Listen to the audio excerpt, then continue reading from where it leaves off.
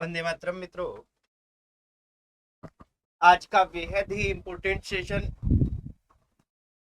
वैसे तो ये राजस्थान की हर एक भर्ती के लिए रहेगा, पर मुख्यतः जो हमारे असिस्टेंट प्रोफेसर के साथी हैं, इनके लिए तो अत्यंत महत्वपूर्ण रहने वाला है, क्योंकि टू द पॉइंट इन्हीं का सिलेबस पे हम चर्चा करेंगे। जैसे इसमें देखा गया है, बताया है कि राजस्थान अध्ययन जो पेपर थर्ड है सभी के लिए कॉमन, उसमें 2014 से लेकर 2025 तक अब तक 7 पेपर हुए हैं। और इन राजस्थान 7 पेपर में राजस्थान की कला संस्कृति के 83 क्वेश्चन पूछे गए। अब इसमें कौन से टॉपिक से कैसे क्वेश्चन आए, आगे कैसे उस टॉपिक से आने की संभावना है, इन पे बात करते हुए, क्वेश्चन देखते हुए, उनकी व्याख्याएं करते हुए सब तरीके से हम आगे बढ़ेंगे। हम विश्लेषण भी देखेंगे सबसे पहले कि किस टॉपिक से कितने क्वेश्चन हर एक पेपर में आ रहे हैं अच्छी तरह से, क्योंकि इस पे गहन विश्लेषण, गहन मैंने अध्ययन किया है और गहन अध्ययन के बाद में आपके सामने उपस्थित हुआ हूं। तो इस बेहद ही इंपॉर्टेंट कक्षा में हम कला संस्कृति देखेंगे। ऐसे ही आने वाले टाइम में हमारे क्या कि राजस्थान का इतिहास, राजस्थान की राजनीतिक व्यवस्था, राजस्थान का भूगोल, राजस्थान की अर्थव्यवस्था, करंट अफेयर्स, इनमें असिस्टेंट प्रोफेसर पे कैसे क्वेश्चंस आते हैं, उनकी चर्चा हम लगातार करते रहेंगे साथियों। तो आज के सेशन में जुड़े, थोड़ा अपने इसको स्टार्ट करते हैं, इसको देखते हैं। तो सभी साथी हैं वो फटाफट से इसमें जुड़ जाएं, फिर अपने इसको देखते हैं। देखिए मित्रों, ये सेशन है, ये हमारे लिए बेहद महत्वपूर्ण रहेगा। सबसे पहले तो अपने इसमें देखिए कि राजस्थानी इतिहास कला संस्कृति है। इस राजस्थानी इतिहास कला संस्कृति में कौन कौन से कला संस्कृति के टॉपिक है। अब देखिए, अक्सर देखने में आया है कि हमारे जो 7 पेपर हुए हैं ना, 7 पेपर में राजस्थान इतिहास और कला संस्कृति के 20 क्वेश्चन आते हैं। उसमें से 7 पेपर्स में जो 140 क्वेश्चन आने थे, उनमें 83 क्वेश्चन कला संस्कृति के आए हैं और 57 क्वेश्चन हिस्ट्री के आए हैं। अब किन टॉपिक से इंपॉर्टेंट रहते हैं, किन चीजों पे ध्यान देना चाहिए, सिलेक्टिव क्यों होना चाहिए और न्यूनतम 40% कैसे प्राप्त कर सकते हैं, उन सभी पे चर्चा रहेगी। सबसे पहले आप इसका सिलेबस देख लीजिए कि कौन से टॉपिक है। पहला टॉपिक है संत एवं संप्रदाय। और संत एवं जो संप्रदाय है साथियों, इसमें हमारे 8 संत नाम से दिए गए हैं। और आप जब पेपर का विश्लेषण करेंगे, जब क्वेश्चन देखेंगे ना, तो हम पाएंगे कि जो नाम से संत दिए गए हैं, उनसे संबंधित क्वेश्चन बहुत ज्यादा पूछे जा रहे हैं। जैसे संत धन्ना है 1, पीपा 2, हरिदास 3, हरिदास 4, जसनाथ 5, दादू 6, मीरा 7 और ख्वाजा मोइनुद्दीन चिश्ती 8। ये 8 तो हमारे संत दिए गए हैं नाम से। संत संप्रदाय कंप्लीट पढ़ना है, पर इन 8 पे विशेष फोकस करना है। ऐसे ही लोक देवता दिए गए हैं, और लोक देवताओं में 5 लोक देवताओं के नाम दिए गए हैं। रामदेव जी, गुगा जी, तेजा जी, बाबू जी और मल्लीनाथ जी। इन 5 पर विशेष फोकस करना है। लोक देवता सारी पढ़नी है, लोक देवियां पढ़नी है। लोक देवियां, त्योहार और मेले, ये बड़ा इंपॉर्टेंट और छोटा टॉपिक है। 2 क्वेश्चन अक्सर पूछे जा रहे हैं 20 में से। विभिन्न चित्रकला से लिया एक क्वेश्चन आ रहा है। लोक कहानी और गाथाएं, यहां से क्वेश्चन अभी तक नहीं आया है। अभी मैं विश्लेषण दिखाऊंगा आपको।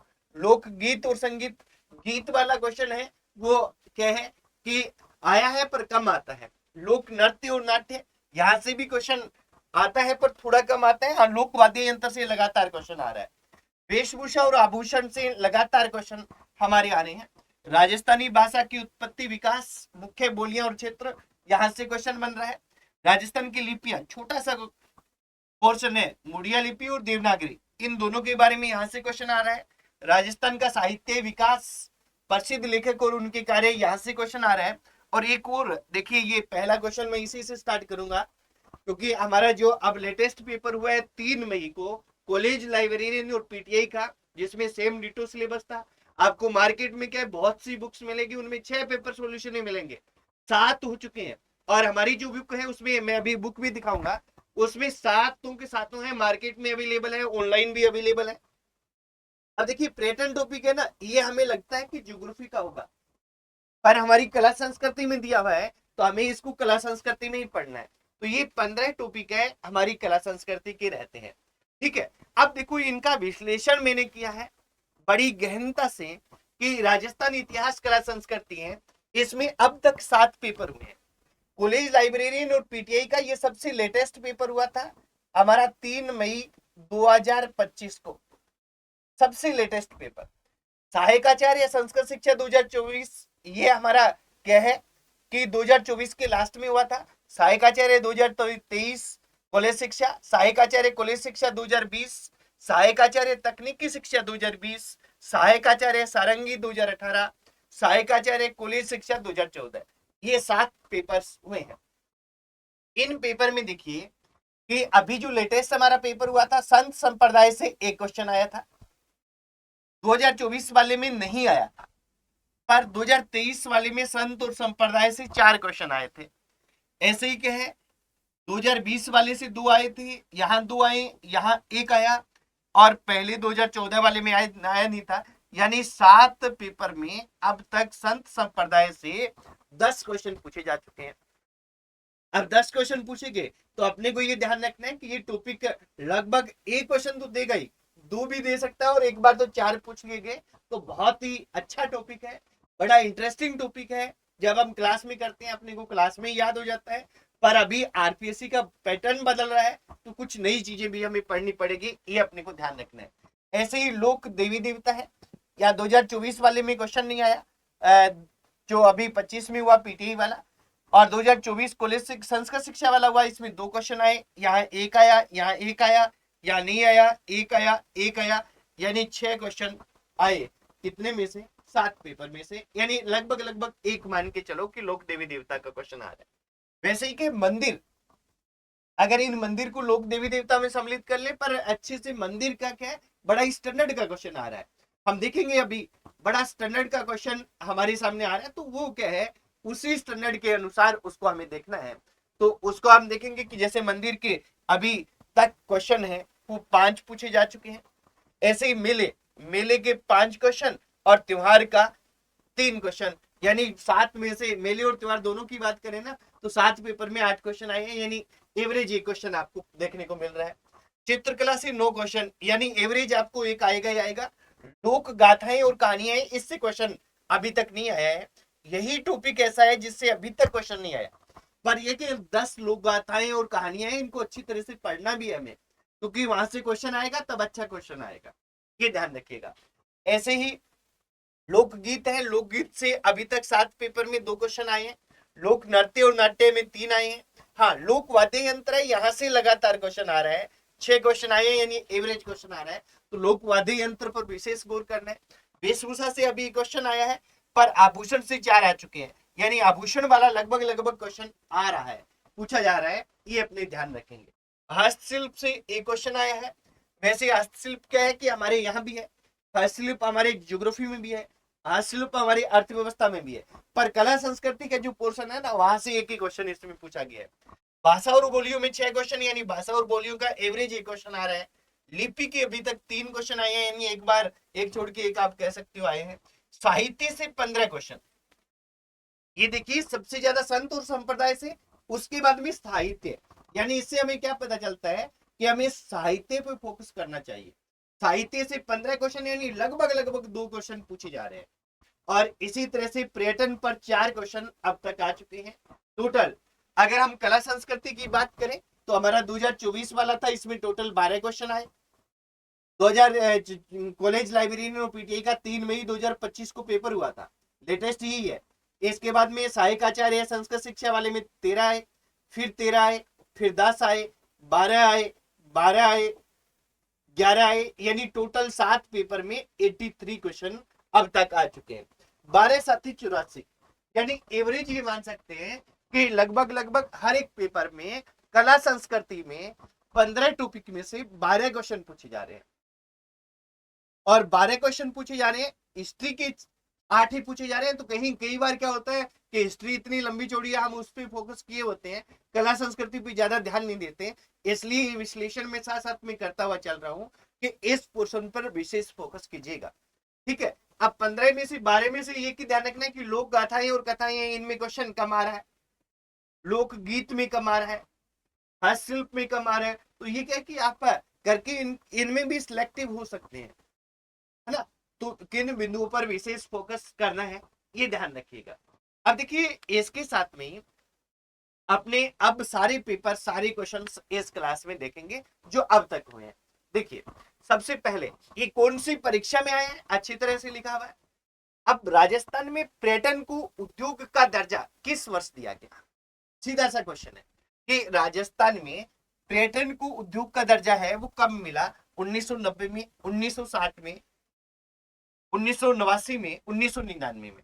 इसका सीधा सीधा उत्तर तो क्या है, 1989 है।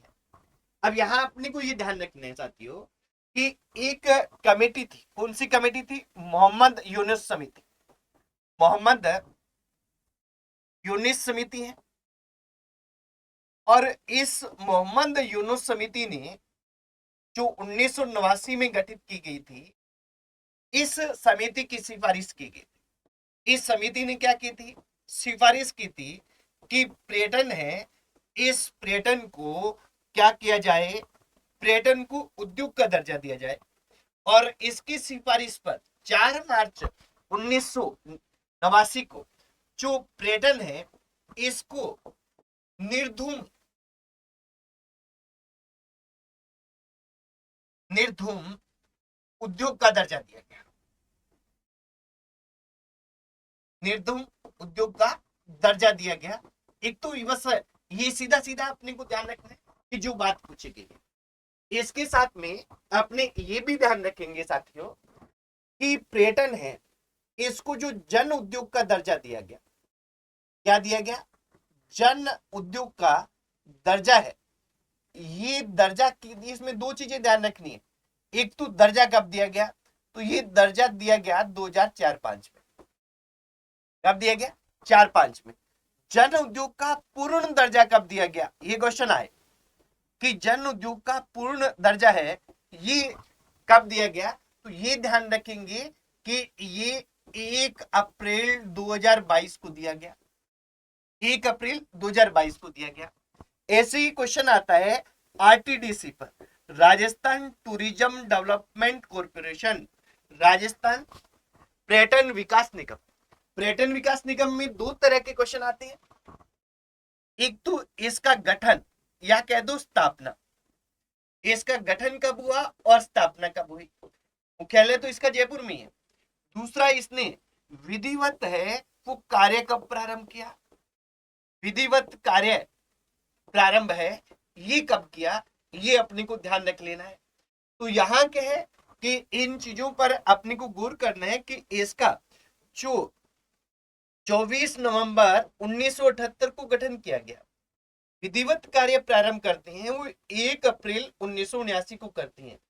अब आजकल क्या है कि अक्सर देखने में आता है मित्रों कि बहुत सी सही गलत वाले क्वेश्चन आते हैं, तो उन पर गौर करना है।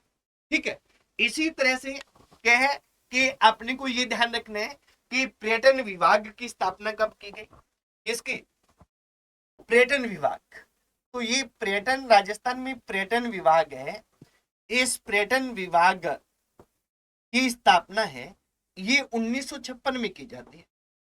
कब की जाती है, 1956 में की जाती है, ये अपने को ध्यान रख लेना है। अब देखिए इस तरह से क्या है कि व्याख्याएं अच्छी तरह से होनी चाहिए, और अपने क्या है कि मिनिमम 40% अंक लाने हैं ना, इसके लिए अपने ये है कि सोलर पेपर भी आप देख लोगे ना, अभी मैं दिखाता हूं। देखिए सोलर पेपर है कि इसमें मैंने तो आधी चीजें बताई हैं, क्योंकि सारी चीजें बताएंगे तो इतने 83 क्वेश्चन करेंगे तो बहुत ज्यादा टाइम अपने को लग जाएगा, बहुत ज्यादा टाइम अपने को क्या होगा, लग जाएगा। तो थोड़ा सा मैं एक चीज मैं आपको दिखा दूं ताकि क्या है कि आपको ये लगे पता चले। जैसे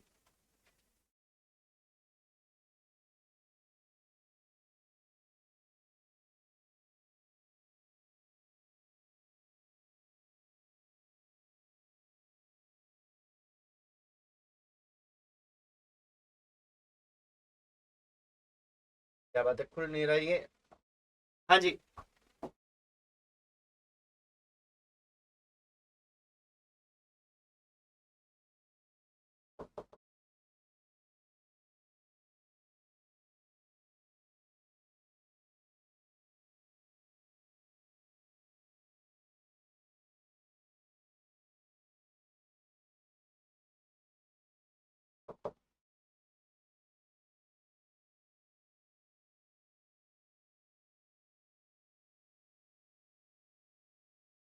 ये खुल गया।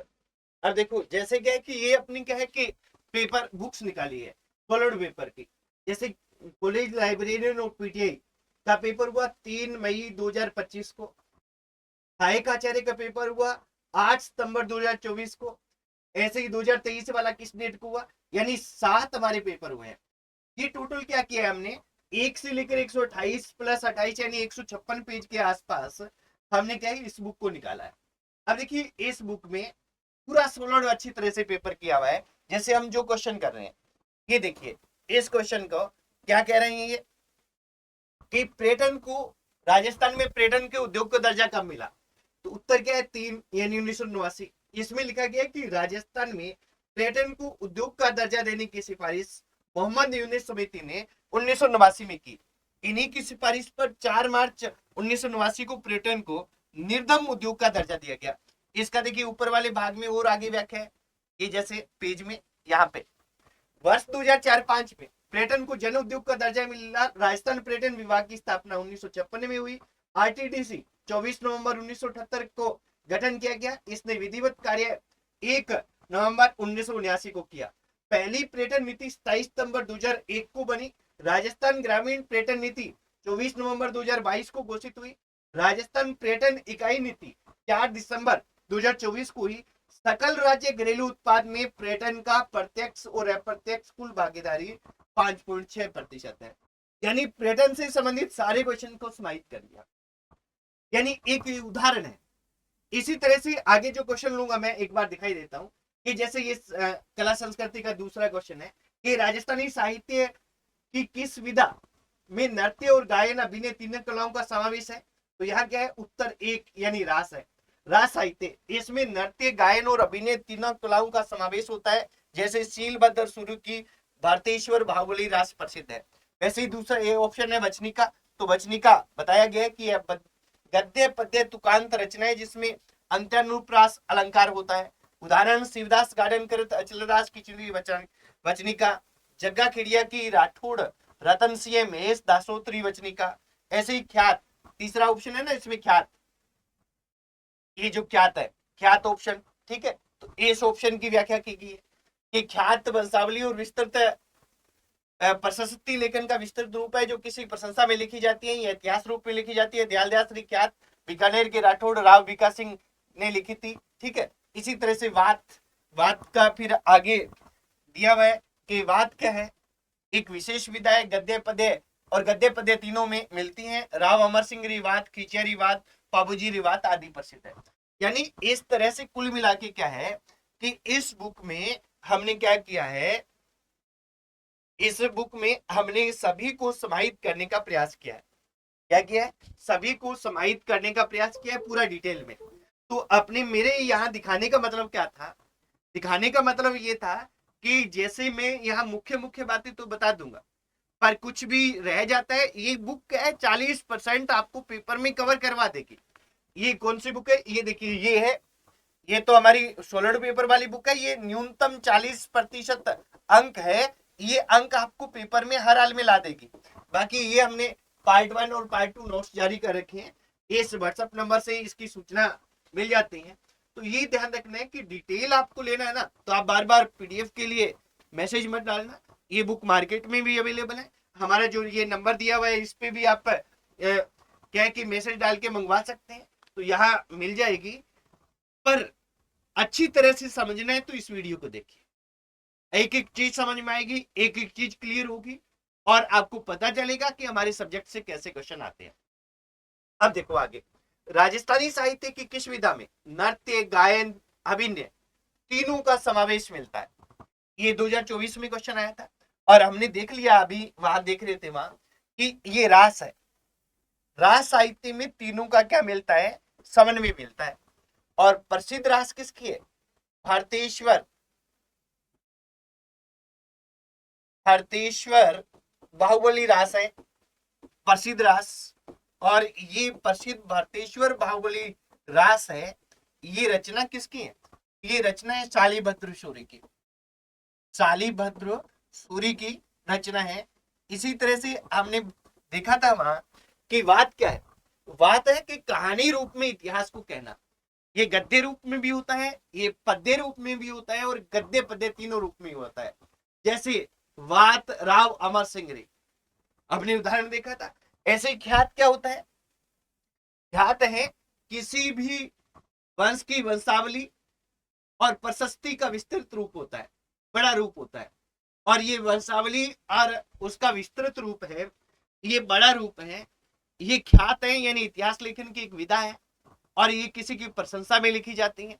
और जैसे नैनसिरी ख्यात सबसे प्राचीन ख्यात है, मोनोत नैनसी ने लिखी थी, मारवाड़ के राठौड़ वंश के बारे में लिखे गई है। दयालदास री ख्यात दयालदास ने लिखी थी, और ये दयालदास महाराजा रतन सिंह के दरबारी कवि थे बीकानेर के, और इसमें बीकानेर के राठौड़ वंश का इतिहास है। ऐसे ही वचनिका, वचनिका पर 2 बार क्वेश्चन आया है अभी तक, अपने आगे चलेंगे तब देखेंगे। और दोनों बार ही क्वेश्चन क्या है, अचलदास खिचीरी वचनिका का है, किसका है, अचलदास खिची है, इनकी वचनिका का है, ये अपने को ध्यान रखना है। तो अचलदास खिची की जो वचनिका है, ये उसमें अचलदास खिची और होशंग शाह के 1423 में युद्ध होता है, उसमें वर्णन है। गद्य पद्य दोनों में लिखी जाती हैं, और गद्य पद्य दोनों में वो है, ये अपने ध्यान रख लेंगे। आगे देखेंगे राजस्थानी लिपि को किस रूप में लिखा जाता है। अब देखिए राजस्थानी लिपि है, अपने सिलेबस में दिया हुआ है कि राजस्थानी लिपि दो लिपियां दी हुई है। कितनी लिपियां दी हुई है, तो एक तो कौन सी है, देवनागरी लिपि है, और देवनागरी लिपि ही मुख्य है, देवनागरी लिपि है, ये कौन सी है, ये मुख्य है, ठीक है। पर यहां क्या है कि मुख्य रूप से उपयोग में ली जा रही है। और दूसरी कौन सी लिपि है, दूसरी लिपि है मुड़िया लिपि, मुड़िया लिपि। और मुड़िया लिपि इसमें अक्सर मुड़े हुए होते हैं, मुख्यतः महाजन अथवा बनियों के कारण प्रयोग की जाती थी, तो इसको महाजनी भी कहते हैं, इसको बनियावाटी भी कहते हैं, बनियावाटी। और दफ्तरों में प्रयोग की जाती थी, तो इसको दफ्तरों में कामदारी के नाम से प्रयोग किया जाता था। और शास्त्री लोग भी इसको उपयोग में लेते थे, इसको शास्त्रीय लिपि भी कहा जाता था। ये इसके क्या है, अन्य नाम है इसके, मुड़िया लिपि के। ये तो कि कहां प्रयोग हो रही है, दफ्तरों में प्रयोग हो रही है, ऑफिस में प्रयोग हो रही है, ऑफिस में दफ्तरों में प्रयोग हो रही है, इसलिए क्या है, दफ्तरों में प्रयोग, और दफ्तरों में प्रयोग हो रही है, इसलिए अपने को ध्यान रखना है कि इसको उपयोग किया जाता है। ये भी सामान्यतः उपयोग में लाई जाती थी, महाजनी बढ़िया महाजन के रूप में उपयोग करते थे। तो राजस्थानी लिपि को किस रूप में लिखा जाता है, ये सभी रूप है, देवनागरी है मुख्य, मुड़िया लिपि की ये रूप है, और मुड़िया लिपि है। इस मुड़िया लिपि में एक चीज और ध्यान रखना चाहती हूँ, मुड़िया लिपि का हमारे एक विद्वान हुए हैं मोतीलाल मेनारिया, कौन हुए, मोतीलाल मेनारिया हैं, भाषाविद हैं, भाषा विशेषज्ञ हैं, कहते हैं। मोतीलाल मेनारिया ने इस मुड़िया लिपि का प्रवर्तक है, ये किसको बताया है, ये प्रवर्तक बताया है टोडरमल को। टोडरमल जो अकबर का क्या वित्त मंत्री था, अकबर के नवरत्नों में भी सम्मिलित था, है ना। तो टोडरमल अकबर के वित्त मंत्री को इसका प्रवर्तक बताया है मोतीलाल मेनारिया ने। हमारी ये क्वेश्चन पूछा भी जा चुका है, पर हमारी डायरेक्ट क्वेश्चन आया था, अभी आगे आएगा देखेंगे। डायरेक्ट क्वेश्चन क्या आया था, डायरेक्ट ये आया था कि जो मुड़िया लिपि है इसके प्रवर्तक किसे कहा जाता है, मोतीलाल मेनारिया का नाम नहीं आया था, ये अपने को ध्यान रख लेना है। आगे देखेंगे मित्रों, राजस्थानी भाषा का निम्न में से कौन सा ग्रंथ गद्य और पद्य दोनों में है। अब देखिए एक तो सीधा सा आपने जो बातचीत की है उस हिसाब से ही आपको अगर पता होगा ना कि गद्य और पद्य दोनों रचनाएं हैं, दोनों रूप में वचनिका को लिखा जाता है। किसको लिखा जाता है, वचनिका को। और वचनिका किसकी है, अचलदास खींची वचनिका। और किसने लिखी थी? ये लिखी थी शिवदास गार्डन। शिवदास गार्डन है, ये इसको लिखते हैं। और शिवदास गार्डन है, इन्होंने इसको लिखा। और ये जो लिखी, इसमें वर्णन किया इन्होंने किसका? वर्णन किया 1423 ईस्वी में। 1423 ईस्वी में युद्ध होता है एक किसके बीच में? अचलदास खींची की। अचलदास खींची जो गागरून का शासक था, अचलदास खींची, ये गागरून का शासक है। इसके साथ युद्ध होता है किसका? मालवा के शासक थे होशंग शाह। होशंग शाह। और इस युद्ध का वर्णन होता है। और इस समय क्या है कि गागरोन में साका होता है। कौन सा? गागरोन का पहला साका होता है। साका गागरोन का कौन सा भाई? ये पहला साका हुआ है 1423 में। और इसमें क्या है? अचलदास खींची वचनिका में इस गागरोन के साके का वर्णन है। एक तो ये ध्यान रख लेंगे। दूसरा ये क्या है? स्वयं युद्ध में उपस्थित था। स्वयं शिवदास गार्डन है, ये युद्ध में 1423 में हुआ था, उसमें उपस्थित था। हालांकि इसमें बाद में लिखी, स्वाभाविक सी बात है, 1433 से 1436 के बीच में ये लिखा है। पर इसमें अचलदास खींची है, ये क्या है? प्राप्त हुए वीर गति को, यह साका हुआ है। कानरद्वीप प्रबंध, ये क्या है? कानरद्वीप प्रबंध है, ये जो ये पद्मनाभ की रचना है। अब देखिए मेरे से रहा नहीं जाता फिर आगे से आगे बताने में, पर अपने को ध्यान रखना है कि इतना बताएंगे तो फिर लंबा हो जाएगा काम। और इसमें क्या है? जालोर की चौहानों का, जालोर की चौहानों का इतिहास है। चौहानों का इतिहास है। कानरदेव प्रसिद्ध शासक है, उसके बारे में यहाँ वर्णन है। ठीक है, ऐसे ही हम देखें, ऐसे ही हम देखें तो क्या? पहली कृष्ण रुक्मिणी, ये पृथ्वीराज राठौड़ की रचना है। और पृथ्वीराज राठौड़ हैं, इनके बारे में अपने को ध्यान रखना है कि ये जो रचना है, वैसे ही बता देता हूं, ज्यादा लिखा हुआ कि पृथ्वीराज राठौड़ की ये रचना है।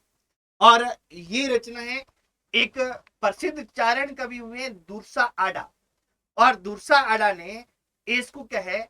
5वां वेद और 19वां पुराण कहा है। किसको? इस वेली कृष्ण रुक्मिणी को। पृथ्वीराज राठौड़ कौन थे? बीकानेर के थे। बीकानेर के राजा कल्याणमल के छोटे पुत्र थे और बीकानेर के महाराजा राय सिंह के छोटे भाई थे। अकबर के दरबार में ये रहते थे। वेली कृष्ण रुक्मिणी इनकी प्रसिद्ध रचना है। और इनकी दूसरी रचना है वो गंगा लहरी है। ठीक है, इसके बाद में अपने आते हैं किस पे? हरिकेली नाटक पर। हरिकेली नाटक है, संस्कृत भाषा में है विग्रह राज चतुर्थ। विग्रह राज चतुर्थ है, ये कौन थे? ये अजमेर के शासक थे। अजमेर के शासक थे। अजमेर के शासक, इन्होंने संस्कृत भाषा में ये हरिकेली नाटक लिखा है। और अपने को ये ध्यान रखना है मित्रों कि हरिकेली जो नाटक है ना, ये हरिकेली नाटक है, एक तो 2.5 दिन के झोंपड़े की जो दीवारें हैं उस पर उत्कीर्णित है। एक हमारे प्रसिद्ध समाज सुधारक, भारत के पहले आधुनिक पुरुष माने जाने वाले राजा राम मोहन राय हैं, उनकी 1833 में ब्रिस्टल एक स्थान था लंदन के पास, कहां पे? इंग्लैंड में, वहां पे मृत्यु हुई। और उनकी जो समाधि है उस पे एक पत्थर लगा हुआ है, उस पत्थर पर भी हरिकेली नाटक है, इसकी पंक्तियां उत्कीर्णित है। संस्कृत भाषा में है। ये क्वेश्चन जो मैं बोल रहा हूं ना, ये पूछे गए हैं और कोई ना कोई पेपर में पूछे जाते हैं, तो इनको ध्यान रखना है सभी को एक साथ। अगला क्वेश्चन देखेंगे, इस्लामाबाद में निम्बारक पीठ के संस्थापक कौन थे? अब देखिए निम्बारक संप्रदाय, इससे संबंधित क्वेश्चन आता ही आता है। हमारा असिस्टेंट प्रोफेसर की बात करें, इसमें क्वेश्चन आया है, आरएस प्री में आया है, और अपने कहें कि फुल लेक्चर के फर्स्ट पेपर में आया है। तो ये जहां जहां भी क्वेश्चन होते हैं वहां से क्वेश्चन पूछे जाते हैं। तो आप कोई भी राजस्थान की कंपटीशन की तैयारी कर रहे हैं उसमें इसको पढ़िए। देखिए इस्लामाबाद, इस्लामाबाद कहां पे है? इस्लामाबाद अजमेर में है, ये अपने को पता है ना कहां पे है? अजमेर में,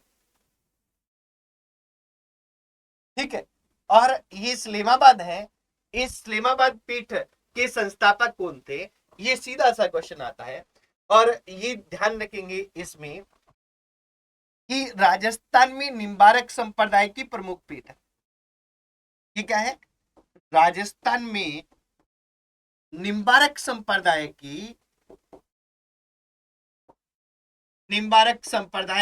ये प्रमुख पीठ है, प्रमुख पीठ, ये अपने को ध्यान रखना है। राजस्थान में निम्बारक संप्रदाय की प्रमुख पीठ है। और इसके क्या है, संस्थापक कौन थे, तो ये थे आचार्य परशुराम देव।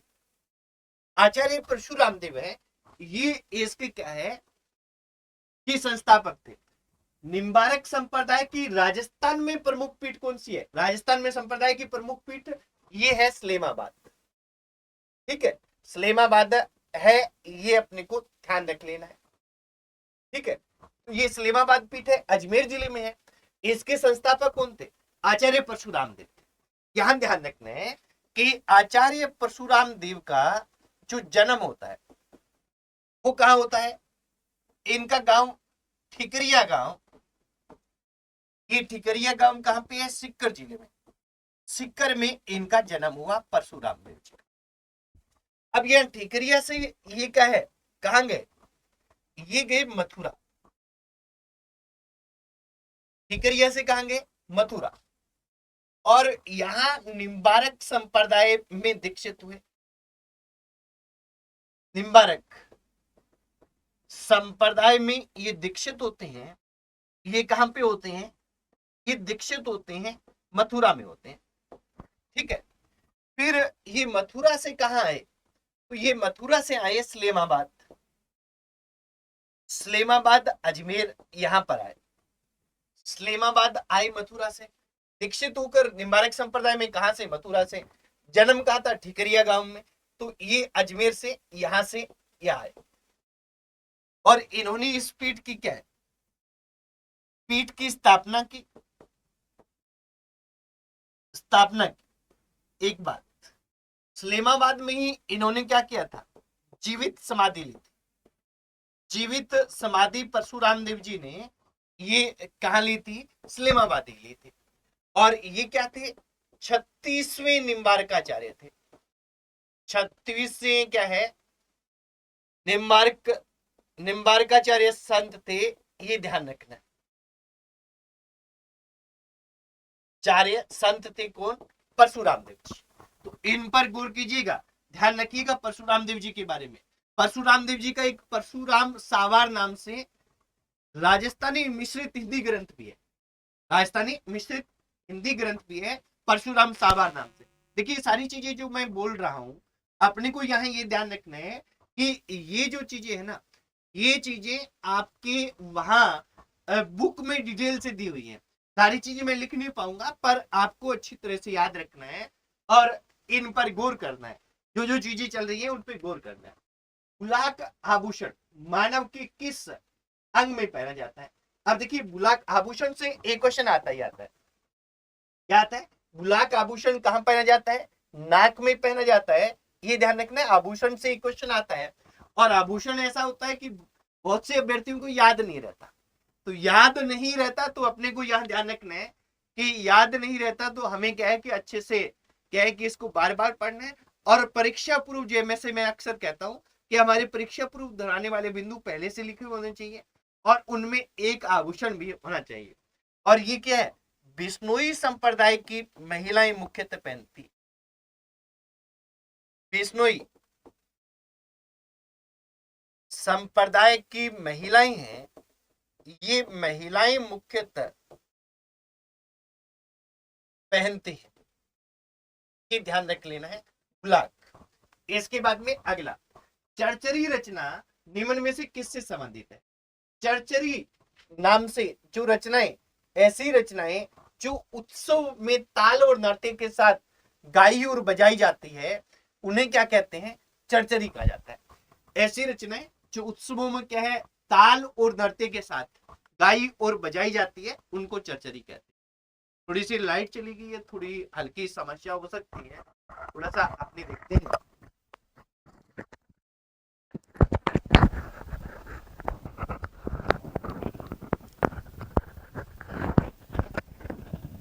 हाँ जी, एक मिनट।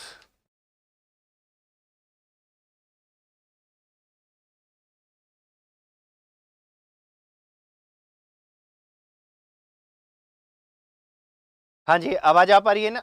ठीक है, आवाज पहुंच पा रही है आपके पास?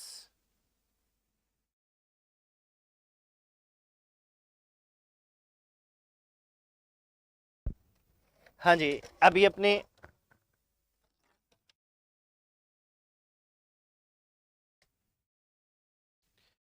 आगे कंटिन्यू करते हैं।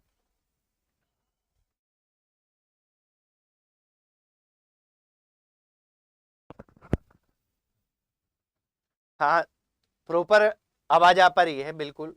थोड़ा सा मेरे को आवाज ज्यादा ही लग रही है ना? ज्यादा तो नहीं आ रही, कर कर तो नहीं कर रही?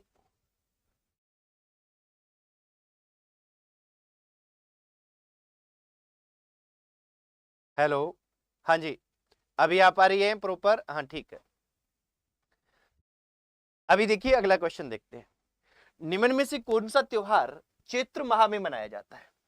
ये हमारा चैत्र माह में मनाया जाने वाला। अब देखिए, नाग पंचमी है, नाग पंचमी, घुड़ला, गोगा नवमी, तीज। अब देखिए, घुड़ला त्योहार है, ये चैत्र माह में मनाया जाता है। घुड़ला कब मनाया जाता है? चैत्र माह में घुड़ला त्योहार है, ये मनाया जाता है। और ये मुख्यतः क्या है कि हमारा मारवाड़ क्षेत्र का त्योहार है। कहां का त्योहार है? मारवाड़ क्षेत्र का त्योहार है घुड़ला त्योहार। अपने को ये ध्यान रखना है। और ये क्या है, चैत्र जो कृष्ण तृतीया है, सॉरी चैत्र कृष्ण अष्टमी है, वहां से ये स्टार्ट होकर, और ये क्या है कि ये हमारा आगे तक जो चैत्र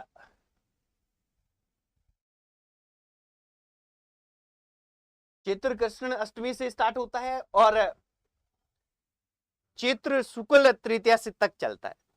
कब तक चलता है? ये थोड़ा सा अपने इसको लिख ही देते हैं आपने। चैत्र कृष्ण अष्टमी से चैत्र शुक्ल तृतीया तक ये चलता है, ये अपने को ध्यान रखना है। ऐसे ही अपने बात कर लें कि जो नाग पंचमी है, नाग पंचमी क्या है? ये श्रावण माह में श्रावण कृष्ण पंचमी को आती है, नागों की पूजा होती है इस दिन। ऐसे ही गोगा नवमी कहते हैं, भाद्रपद कृष्ण पक्ष की नवमी को, भाद्रपद कृष्ण पक्ष की नवमी है। इसमें क्या है, गोगा जी का मेला भरता है। कहां पर? गोगा मेड़ी में, हनुमानगढ़ में। तीज, तीज है, ये दो तरह की होती है। दो तरह की कैसे? दो तरह की ऐसी होती हैं कि एक तो होती है छोटी तीज, और छोटी तीज है, इसको हम श्रावण तीज भी कहते हैं। क्या कहते हैं? श्रावण तीज भी कहते हैं। और एक होती है बड़ी तीज। इस बड़ी तीज को क्या है, हम सातुड़ी तीज भी कहते हैं। हम इसको बूढ़ी तीज भी कहते हैं। हम इसको कजली तीज भी कहते हैं। ये इसके बहुत से नाम रहते हैं, ठीक है। तो यहां अपने को ये ध्यान रखना है मित्रों कि जो छोटी तीज है, ये श्रावण शुक्ल पक्ष की जो तृतीया है, श्रावण शुक्ल पक्ष की तृतीया को मनाई जाती है। बड़ी तीज है, ये भाद्रपद कृष्ण पक्ष की तृतीया होती हैं, इस कृष्ण तृतीया को मनाई जाती है। ये अपने को ध्यान रख लेना है। छोटी तीज है, ये फेमस है, इसका मेला बढ़ता है। कहां पर? ये छोटी तीज हमारी फेमस है, मेला बढ़ता है, खूब बढ़ता है हमारा। कहां? हमारा बढ़ता है जयपुर में। इसका जो मेला है, ये मेला जयपुर में बढ़ता है। ठीक है। कजली तीज है, इसका जो मेला है ये मेला बूंदी में बढ़ता है, बूंदी का प्रसिद्ध है। चक्री नृत्य हैं, कंजर जाति की बालाएं हैं, वो इस अवसर पर करती हैं, ये अपने को ध्यान रख लेना है। ठीक है। थोड़ा सा टाइम ज्यादा हो रहा है, मैं सोच रहा था थोड़ा डिटेल में करवाता चलो, है ना, पर फिर भी क्या है कि कुछ चीजें छोड़नी पड़ रही है, क्योंकि फिर इतना हो नहीं पाएगा। किस लोक देवता का मेला भाद्रपद कृष्ण नवमी को बढ़ता है? भाद्रपद कृष्ण नवमी हमने देखा है ना पीछे कि इसको हम क्या कहते हैं? गोगा नवमी कहते हैं। क्या कहते हैं? गोगा नवमी। और इस दिन क्या है, कहां बढ़ता है मेला? गोगामेड़ी में। और गोगामेड़ी किस जिले में है? तो ये गोगामेड़ी हनुमानगढ़ जिले में है। गोगामेड़ी हनुमानगढ़ जिले में है। और यहां अपने को एक चीज और ध्यान रखनी है कि ये गोगा जी का जो मेला बढ़ता है गोगामेड़ी में, इनकी जो गोगामेड़ी है वो मकबरे नुमा है। इसकी मुख्य द्वार पर, गोगामेड़ी के मुख्य द्वार पर बिस्मिल्लाह अंकित है। यहाँ एक हिंदू और एक मुस्लिम दो पुजारी होते हैं, जो सांप्रदायिक सौहार्द का एक अनूठा उदाहरण है, ये अपने को ध्यान रखना है। ठीक है। तो एक बार तो इतना ही, क्योंकि बहुत ज्यादा फिर सभी पक्षों में डिटेल ज्यादा हो जाएगा। मीराबाई है, इनका आश्विन पूर्णिमा को, जिसको हम क्या कहते हैं? शरद पूर्णिमा भी कहते हैं। आश्विन पूर्णिमा को किस नाम से जानते हैं? शरद पूर्णिमा। और शरद पूर्णिमा पर मीरा महोत्सव है, ये चित्तौड़गढ़ में बढ़ता है।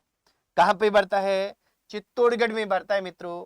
रामदेव जी का मेला, ये रामदेव जी का मेला है भाद्रपद शुक्ल द्वितीया, भाद्रपद शुक्ल द्वितीया से भाद्रपद शुक्ल एकादशी तक इनका मेला बढ़ता है। और ये मेला कहां बढ़ता है? ये रामदेवरा में बढ़ता है। रामदेवरा जैसलमेर में है, रामदेवरा जैसलमेर में बढ़ता है। और ये सांप्रदायिक सौहार्द का राजस्थान का सबसे बड़ा मेला माना जाता है। रामदेव जी के बारे में और भी बहुत सी बातें हैं, आगे आते रहेगी, आगे क्वेश्चंस आते रहेंगे, वहां अपने क्लियर और करते चलेंगे। तेजा जी का मेला, ये भाद्रपद शुक्ल दशमी को बढ़ता है। और भाद्रपद शुक्ल दशमी को हम क्या कहते हैं? तेजा दशमी के नाम से भी जानते हैं, तेजा दशमी के नाम से भी जानते हैं। और इनका मेला खरनाल नागौर में बढ़ता है। इसके अलावा इनका एक पशु मेला बढ़ता है पर्वतसर में। और ये पर्वतसर में जो क्या कि पशु मेला बढ़ता है, ये राजस्थान का सबसे बड़ा पशु मेला माना जाता है। आय की दृष्टि से यह भी हमें ध्यान रखना है मित्रों। अगले क्वेश्चन की ओर बढ़ते हैं। राजस्थान की किस चित्रकला शैली में मथेरण परिवार का योगदान सर्वाधिक माना जाता है? राजस्थान की कौन सी चित्रकला शैली है? तो वो चित्रकला शैली कौन सी है? बीकानेर है। बीकानेर में दो परिवार है जो चित्रकला शैली में, कौन कौन से? एक तो मथेरण है, ये मथेरण परिवार है। और ये मथेरण परिवार क्या है? जैन परिवार था। ठीक है। और दूसरा है उस्ता परिवार। उस्ता परिवार ये लाहौर से आए थे। ऊंट की खाल पर चित्रांकन इनकी महत्वपूर्ण विशेषता है। तो यहां अपने को ध्यान रखना है कि ये जैन परिवार है।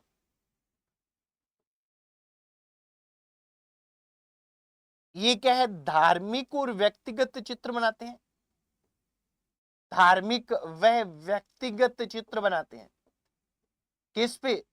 भित्ति पर, दीवार पर भित्ति चित्रण करते हैं। ये क्या करते हैं? भित्ति चित्रण करते हैं। और ये ध्यान रखना है उस्ता परिवार है, ये ऊंट की खाल पर चित्रण, ऊंट की खाल पर चित्रण करते हैं। खाल पर चित्रण इनके द्वारा किया जाता है, ये अपने को ध्यान रख लेना है, उस्ता परिवार के द्वारा। और यहां एक विशेष बात और है साथियों कि बीकानेर के जो चित्रकार थे वो चित्र के नीचे अपना नाम और तिथि अंकित कर दिया करते थे। ये केवल इसी में था, ये ध्यान रखना है। इस परिवार के जो लोग थे ये स्वयं को, मथेरण परिवार के चित्रकार थे, ये स्वयं को क्या है? महात्मा कहकर पुकारते, महात्मा कहकर पुकारते हैं। और चीज ध्यान रखिएगा मित्रों, वो है ये अनूप सिंह का काल, चित्रकला का काल महाराजा अनूप सिंह है।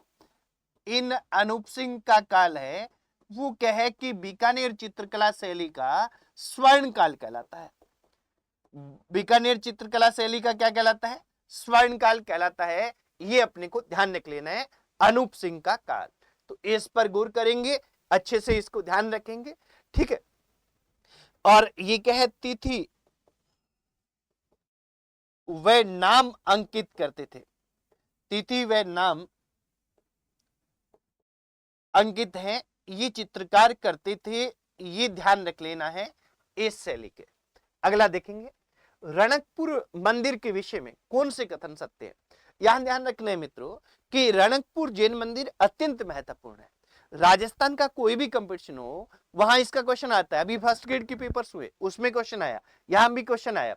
रणकपुर जैन मंदिर के विषय में कौन सा कथन सत्य है? पहले तो ध्यान रखना है कि सत्य पूछा जा रहा है, असत्य पूछा जा रहा है, क्या पूछा जा रहा है वो हमें पता होना चाहिए।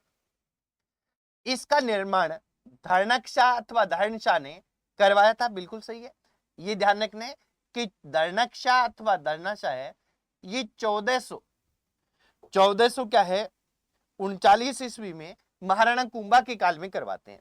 मुख्य शिल्पा दीपाक अथवा दीपा था, बिल्कुल ये भी सही है और ये भी सही है। इस मंदिर की मुख्य प्रतिमा जैन तीर्थंकर आदिनाथ को समर्पित है, ये भी बात सही है। तो यहां क्या है कि तीनों कथन सत्य है। सत्य कथन कौन से हैं? 1 2 3 सभी के सभी कथन सत्य है। और यहां ध्यान रखने साथियों कि रणकपुर जैन मंदिर है कहां पे? पाली में है। कहां पर है? पाली में है। कौन सी नदी के किनारे है? मथाई नदी के किनारे, मथाई नदी के किनारे। और यहां अपने एक चीज और ध्यान रखेंगे साथियों कि ये जो मथाई नदी के किनारे है इसमें 1444 स्तंभ है। तो स्तंभ है इस मंदिर में, इसलिए इसे स्तंभों का अजायब घर कहा जाता है। स्तंभों का अजायब घर है ये, इस को कहा जाता है किसको? रणकपुर जैन मंदिर को। मोटी मोटी बातें यही है। एक बार आगे चलते हैं। राजस्थानी भाषा के संदर्भ में निम्न कथनों पर विचार कीजिए। ये 2024 में पूछा गया क्वेश्चन है, यानी 2024 में 12 क्वेश्चन पूछे गए थे।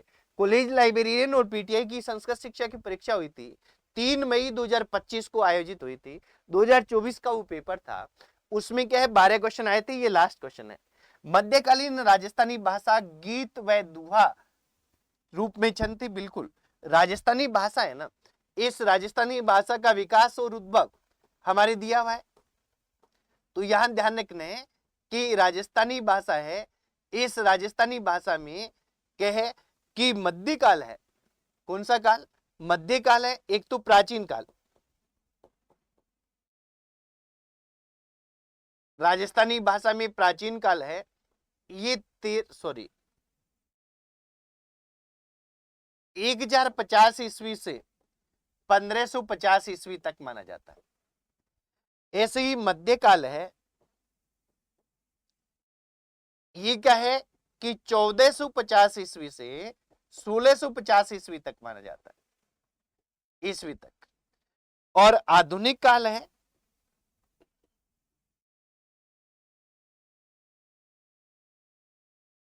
ये 1850 है। आधुनिक काल क्योंकि उत्तर भी आ जाता है इसमें। आधुनिक 1850 ईस्वी से अब तक माना जाता है। अब मध्यकाल है, ये तो वीर गाथा काल भी कहते हैं इसको, प्राचीन काल को वीर गाथा काल। प्राचीन काल से हमारे को क्या संबंध नहीं है। अब मध्यकाल है, इसको 2 भागों में बांटा जाता है, एक भक्ति काल, एक श्रृंगार काल। तो भक्ति काल था वो पहले था, श्रृंगार काल है वो 1650 के बाद था। तो इसमें राजस्थानी भाषा गीत रूप में और दोहा रूप में प्रमुख छंद थे। पिंगल भाषा, अब देखिए साहित्यिक रूप से आगे क्वेश्चन आएगा उसमें पूरा डिटेल में हम देखेंगे कि डिंगल और पिंगल भाषाएं 2 थी।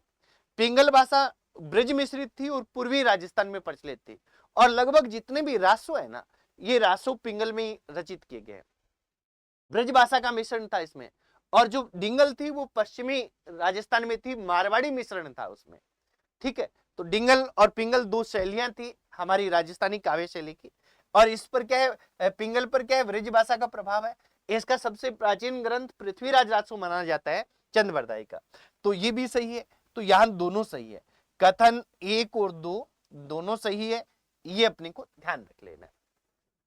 अगला क्वेश्चन, निम्नलिखित में से कौन से युग्म सही सुमिलित है? ये हमारा सहायक आचार्य है, संस्कृत शिक्षा 2024 का पेपर आ गया, और ये पेपर हमारा 8 सितंबर 2024 को हुआ था। ठीक है, ये ध्यान रखना है। ज्वाला माता मंदिर, ज्वाला माता मंदिर है ये जोबनेर जयपुर में ज्वाला माता का मंदिर है। ठीक है, जोबनेर जयपुर में ज्वाला माता का मंदिर है। केवाय माता मंदिर केनसरिया, केनसरिया कहां है, डीडवाना कुचामन में, डीडवाना कुचामन है, यहां पर केनसरिया केवाय माता का मंदिर है।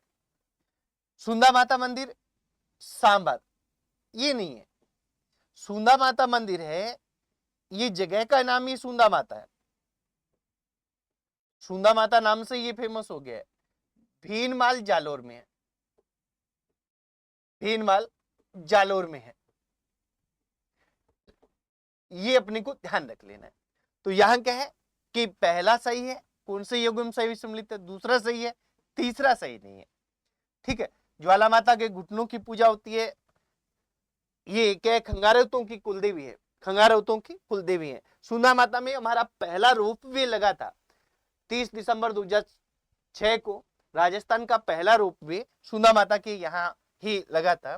तो यहाँ अपने को क्या ध्यान रखना है कि ये जो हमारा पोर्शन है, इस पोर्शन में हमारे 2 सही हैं, 1 और 2। कौन से सही सुमिलित हैं, तो 1 और 2 हैं। 1 और 2 किस में आ जाएंगे, 3 नंबर में आ जाएंगे, तो हमारा उत्तर नंबर 3 हो जाएगा। ठीक है साथियों, अगला क्वेश्चन देखेंगे। चित्रकार नानक राम, रामनाथ और जोशी स्वाई राम किस चित्रकला शैली से संबंधित है? ये विशेषकर आप ध्यान रखना कि जब भी चित्रकला शैली की बात आएगी ना, तो चित्रकला शैली में क्या होता है मित्रों, कि चित्रकला शैली में जो ये हमारे चित्रकार रहते हैं, ये चित्रकारों के नाम देकर पूछे जाते हैं कि किस चित्रकला शैली से संबंधित है, या चित्रकला शैली का नाम दे दिया जाएगा और नीचे अलग अलग चित्रकला शैलियों के चित्रकार दे दिए जाएंगे कि जो इस चित्रकला शैली से कौन सा संबंधित है, कौन सा नहीं है। इस तरह का क्वेश्चन है, ये पूछा जा सकता है, तो ये अपने को ध्यान रखना है साथियों। ठीक है, आइए इसमें देखिए, ये नानक राम, रामनाथ, जोशी स्वाई राम, ये क्या है, किशनगढ़ शैली के चित्रकार है, और किशनगढ़ शैली है, इसको क्या है, प्रकाश में जो लेके आए थे, प्रकाश में लाने का श्रेय किसका दिया जाता है, प्रकाश में लाने का श्रेय इसमें को दिया जाता है एरिक्सन और फिर फयाज अली को।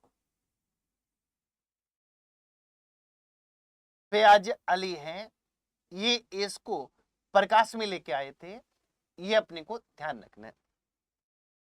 इसका स्वर्ण काल, स्वर्ण काल है, ये महाराजा सामंत सिंह का काल कहलाता है।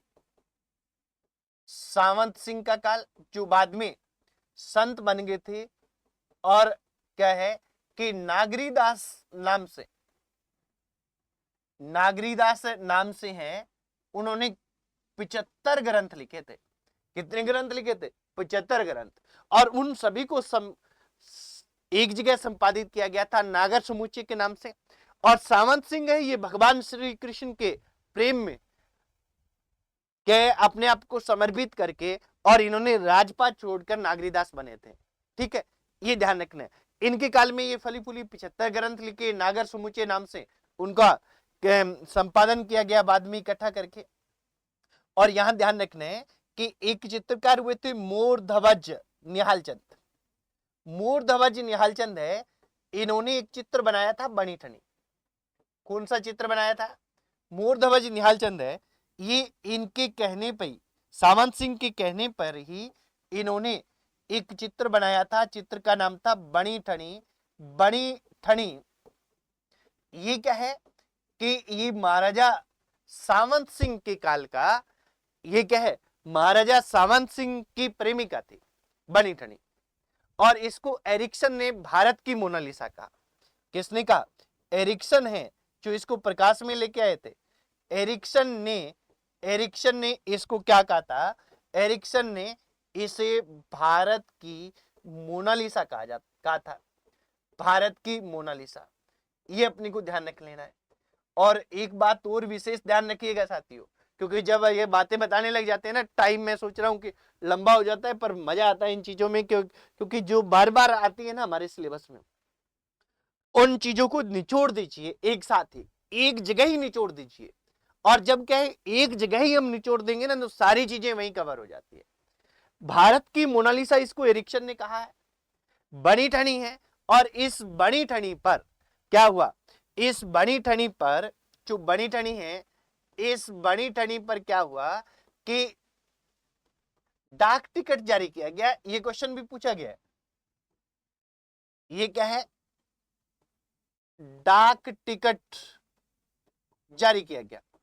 अब डाक टिकट में आप ध्यान रखेंगे कितने पैसे का है, तो 20 पैसे का डाक टिकट जारी हुआ। कब हुआ? तो ये जारी हुआ 5 मई 1973 को। 5 मई 1973 को डाक टिकट जारी किया गया। और कब जारी किया गया? 20 पैसे का, 5 मई 1973 को किया गया। और इनको भारत की मोनालिसा किसने कहा? ऐसे ही एक यहां सीधा बता देता हूं आपको, अमरचंद प्रसिद्ध चित्रकार हुए हैं, और चांदनी रात की संगोष्ठी उनका प्रसिद्ध चित्र है। इसी में किशनगढ़ शैली में, उस पर बहुत क्वेश्चन पूछे जाते हैं। किशनगढ़ शैली है, इसमें सफेद और गुलाबी रंग का विशेषकर उपयोग हुआ है। कौन सा? सफेद और गुलाबी रंग का। और एक वेसरी अपने यहाँ आगे आया हुआ भी है, वेसर और भंवरकड़ी जो आभूषण है कहां पहने जाते हैं, ये क्वेश्चन आया था। वेसरी एक आभूषण है जो नाक में पहना जाता है, जिसमें नाचते हुए मोर अंकित रहता है।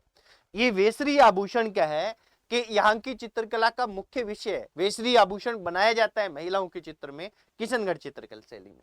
ठीक है साथियों, आगे बढ़ते हैं। अगला क्वेश्चन, अर्थुणा के मंडलेश्वर मंदिर का निर्माण किस राजवंश ने करवाया था? एक तो यहां ध्यान रखेंगे कि जो अर्थुणा है, ये कहां पे है? ये है बांसवाड़ा में। कहां पे है? बांसवाड़ा में। बांसवाड़ा में अर्थुणा है। ठीक है। सेकंड क्या है कि सेकंड अपने को ये ध्यान रखना है, ये अर्थुणा बागड़ के परमारों की राजधानी थी। बागड़ के परमारों की प्राचीन राजधानी थी। अगर आपको इतना सा ही पता है ना, क्योंकि ये बड़ा पॉपुलर क्वेश्चन रहता है कि अर्थुणा किन की राजधानी थी, तो बागड़ के परमारों की राजधानी थी। तो यहां से अपने क्वेश्चन ये हल हो जाता है कि परमारों ने ही बनवाया, जिनकी राजधानी रही तो उन्होंने ही बनवाया होगा। तो ये ध्यान रखेंगे कि मंडलेश्वर मंदिर है, इस मंडलेश्वर मंदिर का निर्माण है वो चामुंड राय परमार ने करवाया था। परमार ने इनको करवाया था। ये जो है, ये शिव के 22वें अवतार, शिव के कौन से अवतार? शिव के 22वें अवतार थे। और ये शिव के 22वें अवतार कौन थे? ये थे लकुलिस। इन शिव के 22वें अवतार लकुलिस का मंदिर है। और कहां है ये ध्यान रखेंगे, गोमेला तालाब के किनारे। गोमेला तालाब के किनारे ये मंदिर बना हुआ है, ये ध्यान रख लेंगे। अब पूरा डिटेल इसको अपने जो व्याख्या सहित बुक निकाली है उसमें पूरा डिटेल आपको मिल जाएगा इसका। ठीक है, अगला देखेंगे। गणगौर के पर्व पर गाए जाने वाले गीत में गिंदोली नाम प्रयुक्त होता है। ये गिंदोली कौन थी? गिंदोली कौन थी ये बताना है। तो ये क्या है? राव सातल देव की पुत्री, बहादुर शाह की पुत्री, अहमदाबाद के सूबेदार महमूद बेग की पुत्री, या मालानी के शासक मलिनाथ की पुत्री। तो ये क्या है कि अहमदाबाद के महमूद बेग की पुत्री थी। अहमदाबाद के महमूद बेग की पुत्री थी। ये ध्यान रखना है कि यहां क्या है, एक तो मालवा, मालवा के शासक थे। और यहां क्या है कि गिंदोली कहां की थी? गिंदोली थी अहमदाबाद, या कहते हैं पाटन, पाटन के सूबेदार थे, इनकी पुत्री थी। और इनको क्या है, मालवा के राजकुमार से प्रेम हो गया था और इनकी प्रेम कहानी काफी प्रचलित है, ये अपने को ध्यान रखना है। निम्नलिखित को सुमेलित कीजिए। सरस्वती भंडार, ये तो सीधा सा सुमेलन है कि सरस्वती भंडार कहाँ है, तो सरस्वती भंडार है ये तो कहां पे है, उदयपुर में, यानी ए का 4। ए का 4 देखो, अब देखिए कई बार ऐसा क्वेश्चन होता है कि जो मिलान वाले होते हैं ना, कि हमें कोई एक आधा आ रहा हो तो वहां से भी ट्राई कर लेना चाहिए। अब सरस्वती भंडार आपको पता है, मान लो उदयपुर में है तो ट्राई कीजिए, नहीं है तो अगला देखो, ठीक है। अब मान लो कि अनूप संस्कृत पुस्तकालय, अनूप नाम से लाइब्रेरी, संस्कृत पुस्तकालय, अनूप चित्रकला, साहित्य और चित्रकला के क्षेत्र में जो प्रगति की है ना, वो अनूप नाम से, वो बीकानेर में की है। कहां पे की है, बीकानेर में। पुस्तक प्रकाश ये कहां पे है, जोधपुर में। और शास्त्र भंडार ये है आमेर में। अगर पहला एक ही आपको पता होता तो यहां से ए का 4 केवल एक में ही था, तो यहीं से आपका क्वेश्चन सही हो जाता। क्या हो जाता, यहीं से आपका क्वेश्चन है वो सही हो जाता। ये ध्यान रखना है मित्रों। अगला क्वेश्चन देखेंगे, निम्नलिखित में से कौन सा युग्म सही सुमेलित नहीं है, सुमेलित नहीं है वो बताना है। बाणगंगा का मेला बैसाख पूर्णिमा को बढ़ता है, बिल्कुल। कहां पे बढ़ता है, बैराट में। और बैराट है कौन से जिले में, तो कोटपुतली बहरोड में। अभी नए जिलों में क्या है, कोटपुतली बहरोड जिलों में ये है, ये अपने को ध्यान रख लेना है। बेणेश्वर माघ पूर्णिमा, माघ पूर्णिमा को बढ़ता है और कहां पे है, डूंगरपुर। बेणेश्वर को आदिवासियों का कुंभ भी कहा जाता है। डिगी कल्याण जी, डिगी कल्याण जी है, श्रावण अमावस्या को बढ़ता है और कहां बढ़ता है, डिगी कल्याण जी का डिगी कल्याण जी है, ये श्रावण अमावस्या को बढ़ता है और ये मालपुरा टोंक में बढ़ता है।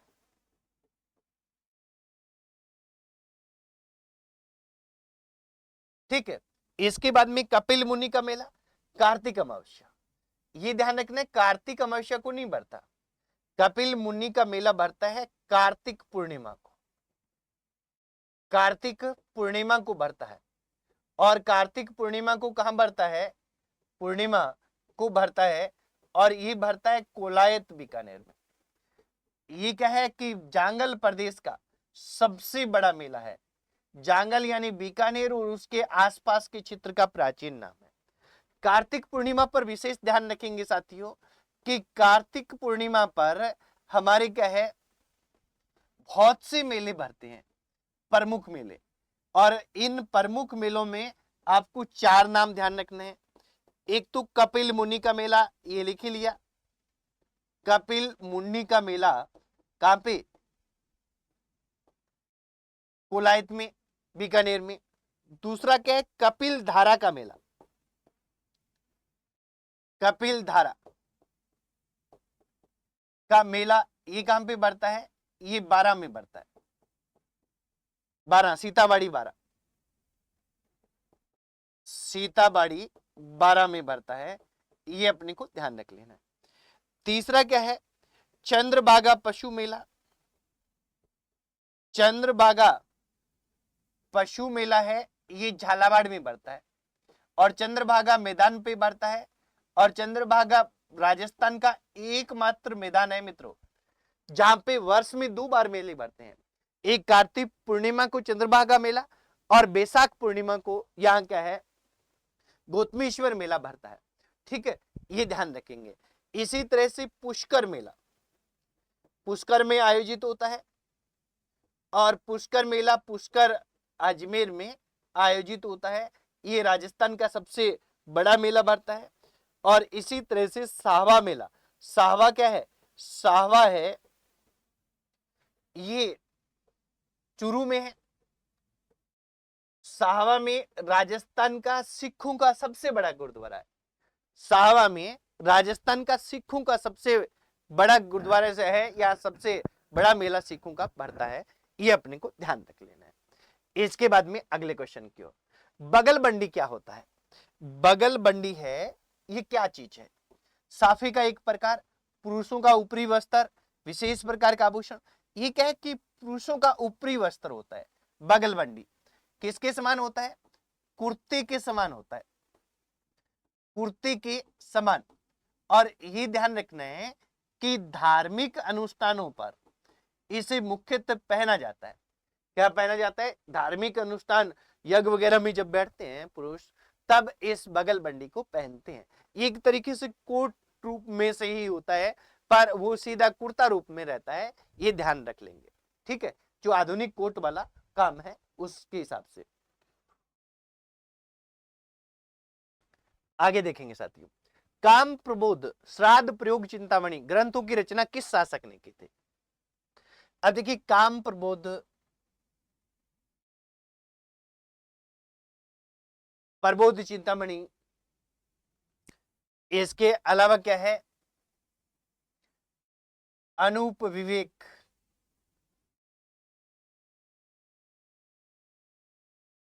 अनूपोदय,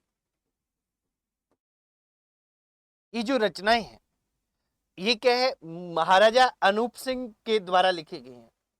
और महाराजा अनूप सिंह है, ये बीकानेर के शासक थे और इनका काल क्या कहलाता है? चित्रकला व साहित्य का स्वर्ण काल कहलाता है। बीकानेर में चित्रकला व साहित्य का क्या है? साहित्य का स्वर्ण काल है। ये महाराजा अनूप सिंह का काल कहलाता है। ये अपने ध्यान रख लेंगे मित्रों। अगले क्वेश्चन की ओर बढ़ते हैं। निम्नलिखित में से कौन जयवंश महाकाव्यम का लेखक है? जयवंश महाकाव्यम का लेखक कौन था? सीताराम भट्ट पर्वणिकर था। सीताराम भट्ट था, और सीताराम भट्ट है ये स्वाई जयसिंह के दरबार में था। स्वाई जयसिंह जो के दरबार में था, ये अपने को ध्यान रखना है। ठीक है, इसमें क्या है? जयपुर के कछवा वंश का इतिहास है। जयपुर के कछवा, इसमें कछवा वंश का इतिहास दिया गया है, ये ध्यान रख लेना। जयपुर के कछवा वंश का इतिहास इसमें है मित्रों, ये ध्यान रख लेंगे। अगला, निम्नलिखित में से कौन सा तत्वाद्य यंत्र नहीं है? अब वाद्य यंत्र का क्वेश्चन है, तो तत्वाद्य यंत्र है, सॉरी नहीं है, नहीं है, कौन सा है? भपंग, ये तत्वाद्य यंत्र है। पूर्वी राजस्थान में मनाया, ये क्या है? प्रचलित है पूर्वी राजस्थान, और विशेषकर क्या है? विशेषकर अलवर में, अलवर में। और एक और ध्यान रखिएगा कि भपंग का जो जादूगर है, भपंग का जादूगर, ये भपंग का जादूगर है, जादूगर ये किसको कहते हैं? भपंग का जादूगर जहूर खां मेवाती को कहते हैं। और ये जहूर खां मेवाती हैं, ये भी कहां के रहने वाले हैं? जहूर खां मेवाती हैं, ये अलवर के ही रहने वाले हैं, ये ध्यान रखेंगे। अब देखिए यहां, ये तो क्या है? तत्वाद्य जिसमें तार होते हैं, ये तो हम सभी को पता ना, 4 प्रकार के वाद्य यंत्र होते हैं। जो फूंक मारकर बजाए जाते हैं सुशिर वाद्य, जो क्या है कि सीधे धातु को टकराने पे बजते हैं, वो क्या है? घन वाद्य। और जिन पे चमड़ा मारा जाता है वो अवनद वाद्य। तो मोरचंग, मोरचंग क्या है? ये सुशिर वाद्य, सुशिर वाद्य यंत्र है। और ये क्या है? होठों के बीच रखकर बजाया जाता है, होठों के बीच रखकर बजाया जाता है, होठों के बीच रखकर इसको बजाते हैं। सबसे छोटा वाद्य यंत्र है। अगर राजस्थान का अपने को सबसे छोटा वाद्य यंत्र पूछा जाए तो ये अपने को ध्यान रख लेना है मित्रों कि ये सबसे छोटा वाद्य यंत्र कौन सा है? भपंग ही है, ये ध्यान रखेंगे। इसके बाद में घन, तो घन क्या है? सॉरी, खड़ताल, खड़ताल क्या है? घन वाद्य यंत्र है, घन वाद्य यंत्र है खड़ताल। अलगोजा, अलगोजा ये राजस्थान का राज्य वाद्य यंत्र है, राज्य वाद्य यंत्र है। और ये क्या है? सुशिर वाद्य यंत्र है। इसमें 2 बांसुरियां होती हैं, और जब हम क्लास में करते हैं तो हम देखते हैं इसके चित्र, अपने नोट्स भी जो बुक्स निकाली हैं उसमें हमने क्या है कि इनके चित्र दिए हैं। विशेषकर चित्र इसलिए दिए हैं क्योंकि ये जो वाद्य यंत्र है ना, ये चित्र के बिना समझ में नहीं आते, तो चित्र से ही अच्छे से समझ में आते हैं, इसलिए इनके चित्र दिए गए हैं। तो आप उन्हें अच्छे से देखें, वास्तव में आपको आनंद आएगा, अच्छा लगेगा, याद भी होगा और समझ में भी आएगा। और समझ में आता है ना तब बहुत आनंदित होते हैं। अगला क्वेश्चन, तेजाजी के संबंध में निम्नलिखित कथनों पर विचार कीजिए। तेजाजी खरनाल के रामकुमरी और तारसिंह धोलिया जाट के पुत्र थे। ये क्वेश्चन है, ये सही है। लाचा गुजरी की गायों के रक्षार्थ तेजाजी ने एक विकट लड़ाई लड़ी थी। बिल्कुल, ये इनकी लाचा गुजरी की गायों के इन्होंने मंडवारिया गांव में लड़ी थी, जिसमें मंडवारिया गांव अजमेर में, और जहां क्या है कि ये घायल भी हुए थे। तो दोनों सत्य हैं, 1 और 2 दोनों सत्य हैं। यह ध्यान रखना कि तेजाजी ने को क्या है, सांप ने डसा था, वचनबद्धता के कारण इन्होंने क्या है कि अपनी जीभ पे डसवाया था, और सांप ने जो डसा था वो क्या है, सेंदरिया गांव में डसा था, और इनकी मृत्यु हुई थी वो सुरसरा गांव में हुई थी। ये सारे अजमेर में, मुख्यतः अजमेर जिले के देवता हैं तेजाजी। जन्म नागौर में हुआ था, और क्या है कि यहाँ रामकुमरी और तारजी धोलिया जाट के यहाँ हुआ था, खरनाल नागौर में। अगला देखेंगे, निम्नलिखित में से कौन सा आभूषण कान में पहना जाता है? कान में आभूषण पहना जाता है, ये कौन सा पहना जाता है? ये ओखरी, या इसको कहते हैं छेलकड़ी। ओखरी अथवा छेलकड़ी है, ये कान में पहना जाता है। चांट और पोत, ये दोनों क्या है, कलाई में पहने जाते हैं, कलाई में ये पहने जाते हैं। ये अपने को ध्यान रख लेना है साथियों, ठीक है। तो ये क्या है कि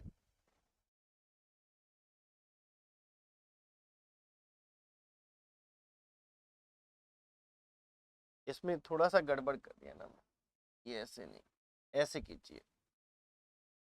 एक ये तो कलाई में चांट और नोगरी है, कलाई में नोगरी कलाई में पहना जाता है। इसके बाद में ये देखिए अपने क्या है, पोंत है। पोंत जो आभूषण है ये गले में पहना जाता है, गले में। इसके बाद में अगले क्वेश्चन की ओर देखते हैं। निम्न में से देश दर्पण की रचना किसने की? देश दर्पण, देश दर्पण क्या है? देश दर्पण एक ख्यात है, ख्यात। किसने लिखी? ये दयालदास ने लिखी है। किसने लिखी है? दयालदास, दयालदास राठौड़। कहां के थे? बीकानेर के थे। किसके दरबार में थे? तो ये महाराजा रतन सिंह के दरबार में थे।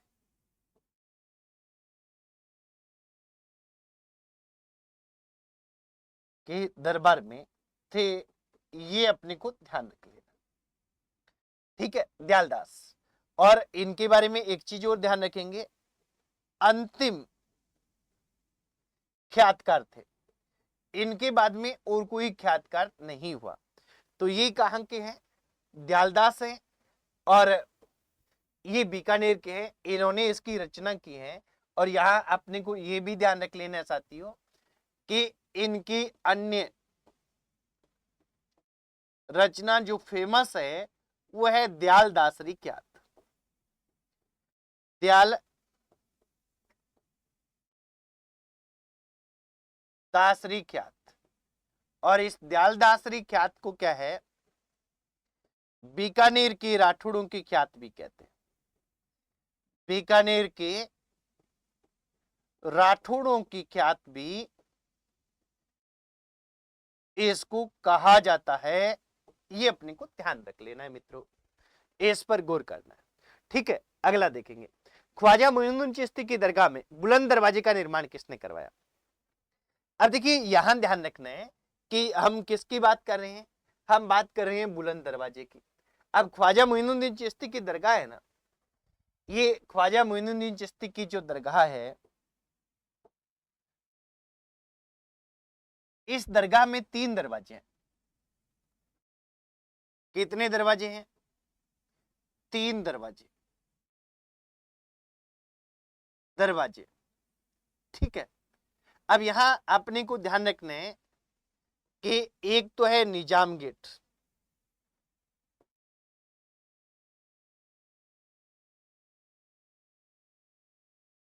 और ये निजाम गेट है मुख्य दरवाजा। क्या चीज है? मुख्य दरवाजा है। ठीक है, एक हमारे यहां क्या है, एक हमारे यहां है, वो है शाहजहानी दरवाजा।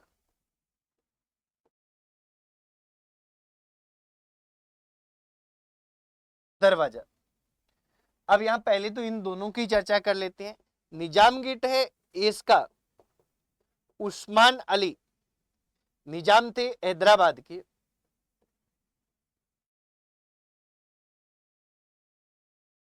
हैदराबाद के निजाम, इन्होंने इसका निर्माण करवाया। शाहजहानी है, मुगल बादशाह शाहजहां ने इसका निर्माण करवाया। शाहजहां ने।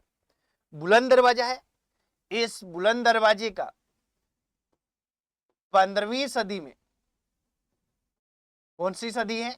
15वीं सदी में मालवा के सुल्तान थे महमूद खिलजी। महमूद खिलजी कहां के हैं? महमूद खिलजी हैं मालवा के। इन्होंने इसका निर्माण करवाया था, ये अपने को ध्यान रख लेना है। महमूद खिलजी कहां के हैं? मालवा के हैं, और इन्होंने क्या किया था? इन्होंने इसका निर्माण करवाया था, ये अपने को ध्यान रखना है। ठीक है साथियों, तो इस पर हम गौर करेंगे।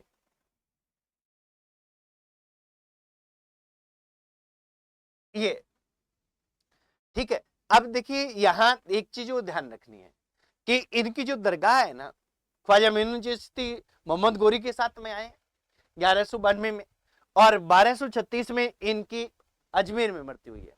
दरगाह का निर्माण है वो इल्तुतमिश शुरू करवाता है, और हुमायूं के काल में जाके ये पूरा होता है। ठीक है, ये भी ध्यान रखना है। और यहां दरगाह पर आने वाला पहला जो सुल्तान था वो था मोहम्मद बिन तुगलक। दरगाह पर आने वाला पहला सुल्तान मोहम्मद बिन तुगलक था। इस दरगाह पर जियारत करने के लिए अकबर 14 बार आया था। टोटल कितनी बार आया? 14 बार आया, उनमें 2 बार वो पैदल आया था। तो ये भी ध्यान रख लेना, इस पे भी गौर करना। ठीक है, तो क्योंकि सारी चीजें फिर मैं लिखूंगा तो फिर बहुत बहुत लंबा हो जाएगा सिस्टम। ये चीजें सारी बुक्स में लिखी हुई हैं, जो आपने मैक्सिमम ले रखी होगी। नहीं ले रखी हो तो एक बार मार्केट में जाके देखना जरूर। न्यूनतम 40% आपका हर हाल में क्लियर करेगी वो बुक, और छोटी सी है, आप उसको लगभग लगभग ये मान के चलो 5 से 6 दिन में पढ़ दोगे, और कितनी बार आप रिवाइज कर सकते हो उसको। आगे देखेंगे, सुमिलित कीजिए। बाबूजी के छंद, बाबूजी के छंद है, ओ बाबूजी के छंद है, ये क्या है कि मेहाचारण, या इनको बिट्ठू मेहा जी बोलते हैं। बिट्ठू इनकी गोत्र होगी, मेहा जी। ठीक है, तो यानी ए का क्या हो गया? ए का 3। बाबूजी के गीत बांकीदास, यानी बे का क्या हो गया? 4। पहले तो ए का 3 देखो, ए का 3 है तो ये तो नहीं होगा, और ए का 3 है तो ये तो नहीं होगा, 50-50 पे आ जाते हैं। फिर क्या है कि 2 बे का 4, बे का 4 तो ये नहीं होगा, बे का 4 तो ये होगा। तो ये क्या है कि 2 से ही हम इस उत्तर पे पहुंच पा रहे हैं। ये जो मिलान वाले होते हैं ना, ये तो बड़े इजी होते हैं। ये अब इसके बाद में क्या है कि बाबूजी के सोरठे रामनाथ और बाबू प्रकाश हैं, ये आसिया मोड़ जी। ठीक है, तो इन पर ध्यान रखना है, इन पे गौर करना है। आगे, निम्न में से कौन सी दादू पंथ की शाखा नहीं है? दादू पंथ, दादू पंथ की शाखा नहीं है। अब अपने को पता है कि दादू पंथ है, इस दादू पंथ की कितनी शाखाएं हैं? इस दादू पंथ की 5 शाखाएं हैं। कितनी शाखाएं हैं? 5 शाखाएं। और ये 5 शाखाएं है कौन कौन सी? तो एक तो क्या है, खालसा, खाकी,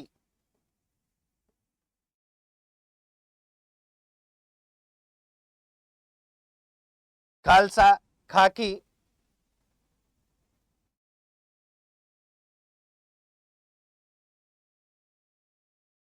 नागा,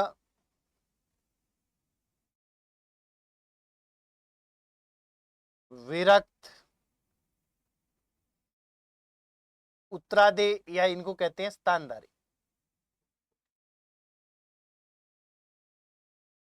उत्तरादे अथवा स्थानधारी, ये अपने को ध्यान रखना है। तो अब ये है, तो इसमें जो थांबा है ये थांबा नहीं है, तो हमारा उत्तर तो यही था ना कि कौन सी नहीं है।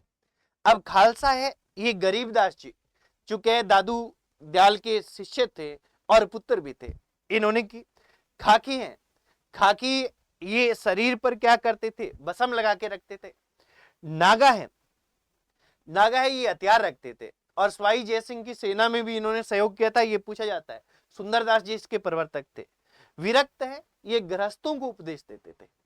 और उत्तरादि स्थानधारी है, बनवारी दास जी इसके इस शाखा के प्रवर्तक हैं। और ये लोग राजस्थान छोड़कर उत्तरी भारत में चले गए थे और मुख्यतः पंजाब और हरियाणा में फैले थे।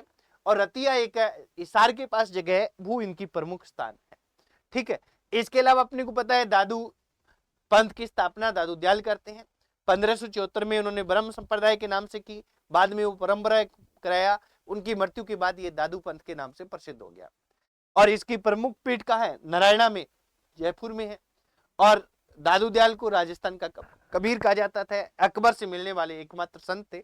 ये हमने डिटेल वहां पूरी लिख रखी है बुक में, और जो नोट्स है वहां भी है, और जो व्याख्याएं की है वहां भी है। 1516 ईस्वी में मीरा का विवाह से हुआ था। मीरा का विवाह किससे हुआ था? 1516 में।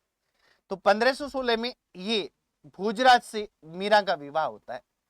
और भोजराज कौन थे? महाराणा सांगा के पुत्र थे। महाराणा सांगा के पुत्र थे, और जल्दी ही इनकी मृत्यु हो जाती है। ये क्या है? पुत्र थे, ये ध्यान रखना है। खातोली युद्ध में मृत्यु, खातोली युद्ध में ये घायल होते हैं। घायल होने के बाद ये ठीक नहीं होते, 1523 में मृत्यु होती है। हालांकि काफी बाद में होती है, पर हो जाती है मृत्यु, इनकी हो जाती है। ये अपने को ध्यान रखना है। इसके बाद में मीरा में वैराग्य जागा। मीरा क्या है, यहाँ से कुछ टाइम यहाँ भक्ति की, फिर इनका जो देवर था, जो मेवाड़ का शासक बना विक्रमादित्य, उसने जहर का प्याला भिजवाया। फिर इनको यहाँ से छोड़कर जाने के लिए मजबूर होना पड़ा, और ये वृंदावन चली गई, वहां दासदासी पंथ की स्थापना की। और फिर ये वहां से डाकोर, द्वारिका के डाकोर मंदिर में चली गई, रणछोड़ राय जी के मंदिर में। और वहां कहा जाता है कि उनकी मंदिर की मूर्ति में 1547 में समा गई थी। तो मीरा पर क्वेश्चन आता है, पूछा जाता है बहुत हर तरह से, तो इसको हम डिटेल में देखते रहते हैं। एक लोहे और चमड़े से बना वाद्य जो मंदिरों में प्रार्थना के समय तथा त्योहारों और धार्मिक उत्सवों में बजाया जाता है। तो लोहे और चमड़े से बना वाद्य जो मंदिरों में प्रार्थना के समय बजाया जाता है, वो कौन सा है? तो वो है नौबत। नौबत, नौबत में एक तो ध्यान रखना है कि ये राजस्थान का सबसे बड़ा वाद्य यंत्र है। आपने देखा था ना कि मोरचंग सबसे छोटा वाद्य यंत्र है, तो ये राजस्थान का सबसे बड़ा वाद्य यंत्र है। एक बात तो ये ध्यान रखेंगे, बड़ा वाद्य यंत्र है, पहली बात। दूसरी चीज क्या ध्यान रखेंगे? दूसरी चीज अपने को ये ध्यान रखनी है साथियों कि जो ये वाद्य यंत्र है, ये हमारा क्या है कि वाद्य यंत्र है, ये प्राचीन काल में युद्ध के समय बजाया जाता था। प्राचीन काल में इसको क्या है, युद्ध के समय बजाते थे। जब युद्ध खत्म होता था, युद्ध शुरू होता था, युद्ध के समय इसको क्या किया जाता था? बजाया जाता था। ये अपने को ध्यान रख लेना है। तीसरी चीज, तीसरी है, यहां अपने ध्यान रखेंगे कि अभी या कह दे मध्यकाल में, मध्यकाल में आने के बाद इसे मंदिरों में आरती प्रार्थना के समय बजाया जाने लगा, और अभी वर्तमान में भी बजाया जाता है। वर्तमान में भी बजाया जाता है, ये ध्यान रख लीजिए। आगे, बेसर भंवरकड़ी नामक आभूषण है। बेसर तो मैंने बताया था ना, बेसरी और भंवरकड़ी, ये क्या है कि नाक में पहने जाने वाले आभूषण है। और आभूषण का एक क्वेश्चन लगभग लगभग हर एक पेपर में आ रहा है, तो हमें लास्ट में इसको अच्छे से पढ़ के जाना है, लास्ट में अच्छे से पढ़ के जाना है, क्योंकि ये चीजें हैं जो याद नहीं रहती, रटने वाली होती है, तो इनको अच्छे से अपने को ध्यान भी रखना है साथियों। आगे देखेंगे, कौन से शहर में गोल्डन ट्राइंगल के अंतर्गत आते हैं, ये पर्यटन का क्वेश्चन हो गया। अब देखिए, एक तो अपने को ये ध्यान रखना है कि जैसे जैसे क्या है कि हमारा दिल्ली है, इधर क्या है, दिल्ली है इधर, राजस्थान में यहां जयपुर है,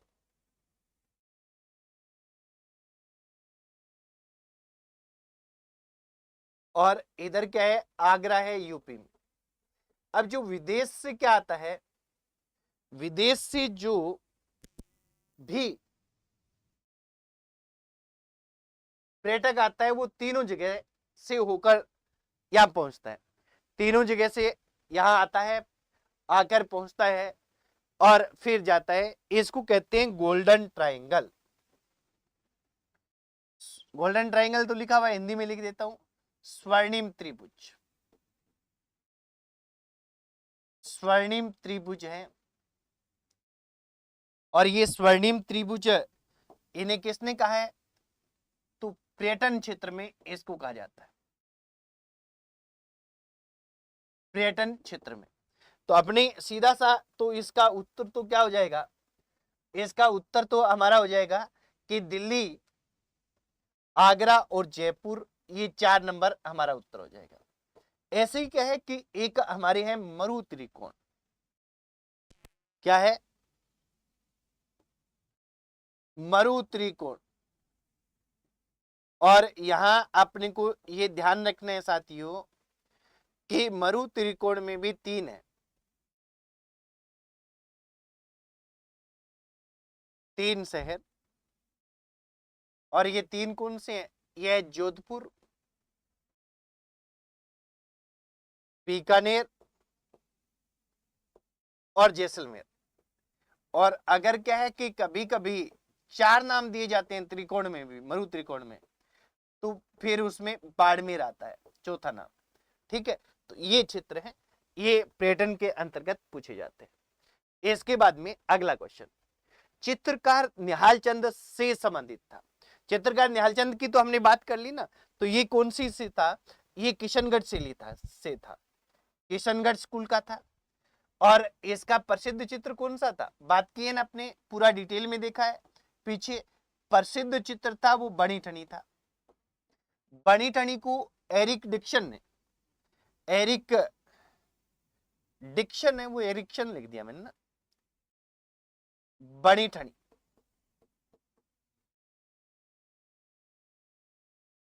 एरिक डिक्सन है, ये इसको क्या कहते हैं, इसको भारत की मोनालिसा कहते हैं। और इस पर 20 पैसे का डाक टिकट जारी किया गया था। और 20 पैसे का डाक टिकट जारी कब हुआ था, तो 20 पैसे का डाक टिकट जारी हुआ था 5 मई 1973 को, ये ध्यान रखिएगा। दादू पंथ का अधिकांश साहित्य किस बोली में लिपिबद्ध है, ये क्वेश्चन है हमारा। अब देखिए, दादू पंथ का अधिकांश साहित्य है वो ढूढ़ाड़ी बोली में लिपिबद्ध है। ढूढ़ाड़ी, ये क्या है, जयपुर व आसपास के क्षेत्र की बोली है, जयपुर के आसपास के क्षेत्र की बोली, जयपुर के आसपास के क्षेत्र की बोली है ढूढ़ाड़ी। और ये क्या है, इसमें साहित्य लिखा गया है दादू संप्रदाय का। और इस दादू पंथ की प्रमुख पीठ भी कहाँ है, प्रमुख पीठ भी नारायणा जयपुर में, प्रमुख पीठ है ये कहाँ है, नारायणा, या इसको नरेना भी कहते हैं, नारायणा जयपुर में है। हम सभी को इस बारे में पता रहता है।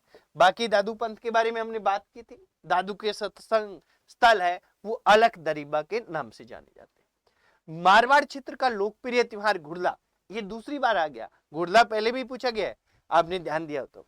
गुड़ला है ये मनाया जाता है, ये कब मनाया जाता है? चैत्र कृष्ण अष्टमी से चैत्र शुक्ल तृतीया तक, चैत्र कृष्ण अष्टमी से चैत्र शुक्ल तृतीया तक। इसमें हमने पहले भी बात कर ली है।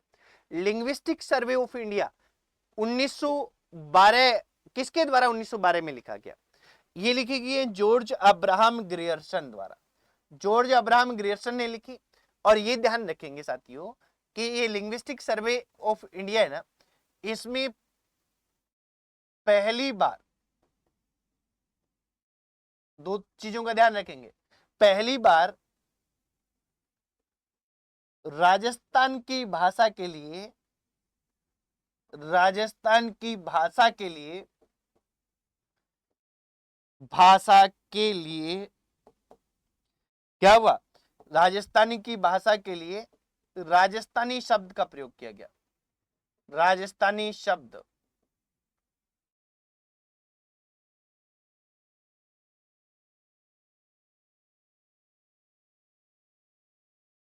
शब्द का प्रयोग किया गया, ये अपने को ध्यान रखना है। का प्रयोग किया गया, इस पर गौर कीजिएगा। एक बात, ठीक है। दूसरी बात क्या है कि दूसरी बात ये है कि इसमें पहली बार राजस्थानी बोलियों का वैज्ञानिक वर्गीकरण किया गया। राजस्थानी बोलियों का वैज्ञानिक वर्गीकरण किया गया।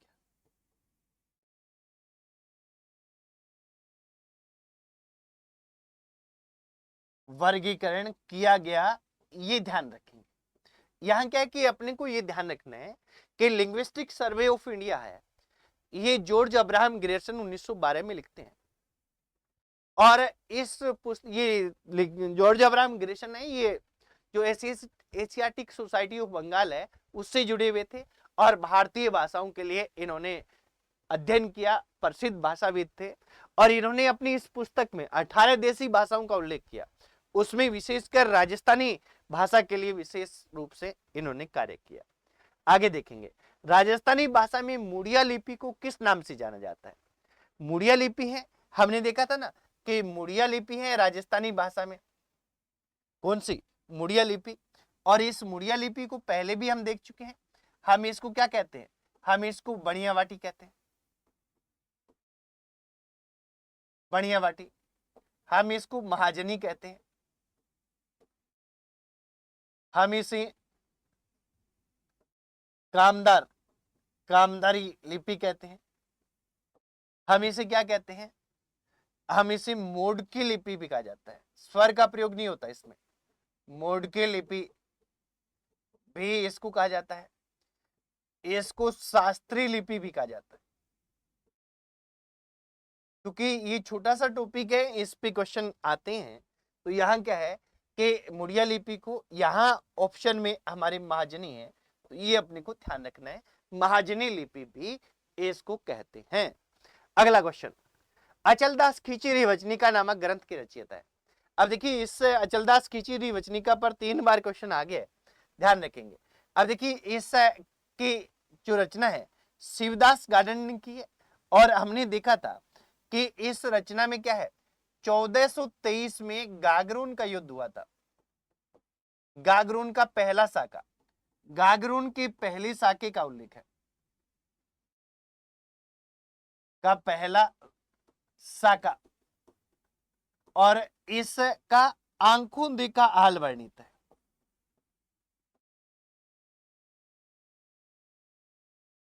क्योंकि ये शिवदास गार्डन उस समय उपस्थित थे।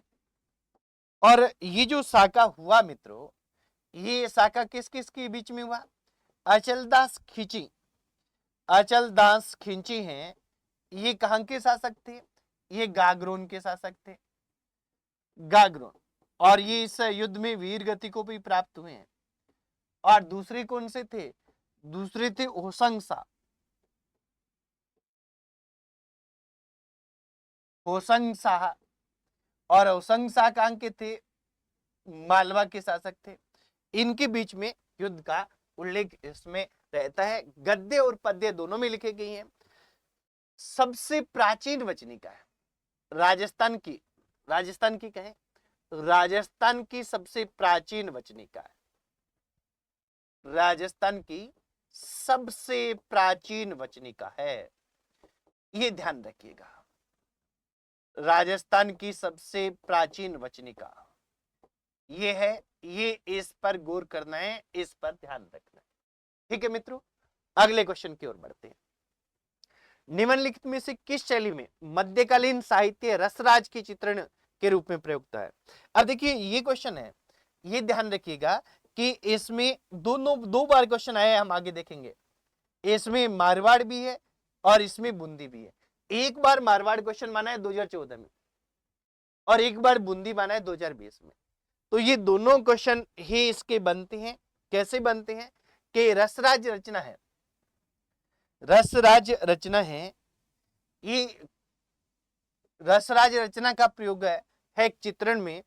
ये क्या है कि ये मतीराम की रचना है और मतीराम बूंदी की बूंदी नरेश भाव सिंह के दरबारी थे, भाव सिंह के दरबारी थे, ये अपने को ध्यान रख लेना है एक बात। दूसरा क्या है, इस ग्रंथ का चित्रण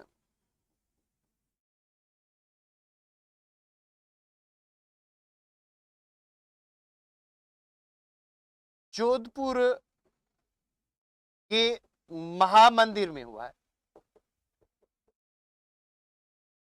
तो ये दोनों पर क्वेश्चन आया है, तो ये अपने को ध्यान रख लेना है। मतीराम का अन्य ग्रंथ था और मतीराम का अन्य ग्रंथ क्या था?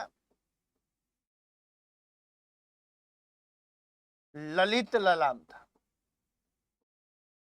ये ध्यान रखना है, इस ग्रंथ के अलावा ललित ललाम भी इनका ग्रंथ था, ये ध्यान रखेंगे। निम्नलिखित में से कौन सा तत्वाद्य यंत्र नहीं है? तत्वाद्य यंत्र है, ये कौन सा नहीं है, ये हमें बताना है। तो देखिए यहां रबाज है, ये तत्वाद्य यंत्र है, जंत्र है, तत्वाद्य यंत्र है, कमायचा है, तत्वाद्य यंत्र है, अलगोजा है, ये नहीं है। ये क्या है? सर्वश्रेष्ठ सुशीर वाद्य यंत्र है। और हमने पीछे लिखा है कि ये राजस्थान का राज्य वाद्य यंत्र है, राजस्थान का राज्य वाद्य यंत्र है। जंत्र का उपयोग तो देवनारायण जी के भोपे हैं, देवनारायण जी की जो फड़ के वाचन के समय करते हैं। रवाज है, इसका उपयोग मेवाड़ में राव और भाव जाति के लोग करते हैं। कमायचा पश्चिमी राजस्थान में मांगणियार जाति के लोग करते हैं। कमल साकर खां इसके प्रसिद्ध कमायचा के प्रसिद्ध वो वादक रहे हैं, ये अपने को ध्यान रख लेना। आगे, किस लोक नृत्य में पूरिया नृत्य को मुख्य पात्र माना जाता है? अब देखिए लोक नृत्य, कौन सा लोक नृत्य? वो मीरा राई, राई को क्या कहते हैं? गवरी नाट्य भी कहते हैं, गवरी भी कहा जाता है। और इसमें पुरिया या कह दें बुढ़िया, ये मुख्य पात्र होता है, मुख्य पात्र होता है, ये ध्यान रख लेना है। ठीक है, इसके अलावा जामटिया और खुटकड़िया भी वाद्य यंत्र होते हैं। जामटिया है वो लोक भाषा होती हैं, उस लोक भाषा में क्या है कुछ बातें बोलता है, और खुटकड़िया है उसको बाद में दोहराता है। अगला देखेंगे, राजस्थानी भाषा संस्कृति में डिंगल है। डिंगल क्या है? काव्य शैली है, बोली है, लिपि है। अब राजस्थानी भाषा में काव्य शैली है डिंगल।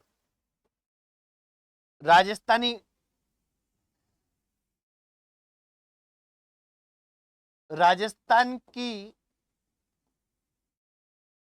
दो काव्य शैलियां हैं। कितनी काव्य शैलियां हैं? राजस्थान की 2 काव्य शैलियां हैं, ये अपने को ध्यान रखना है। और ये जो राजस्थान की 2 काव्य शैलियां हैं मित्रों, इसमें एक तो है पिंगल,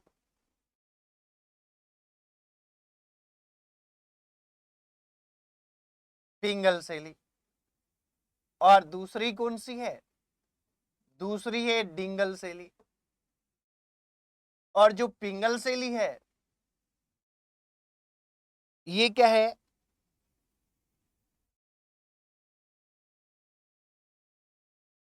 पूर्वी राजस्थान में है।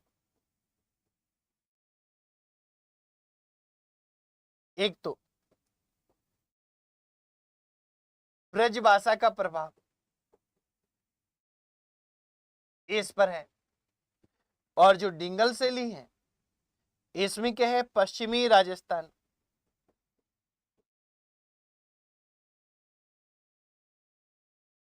राजस्थान में, और इस पे मारवाड़ी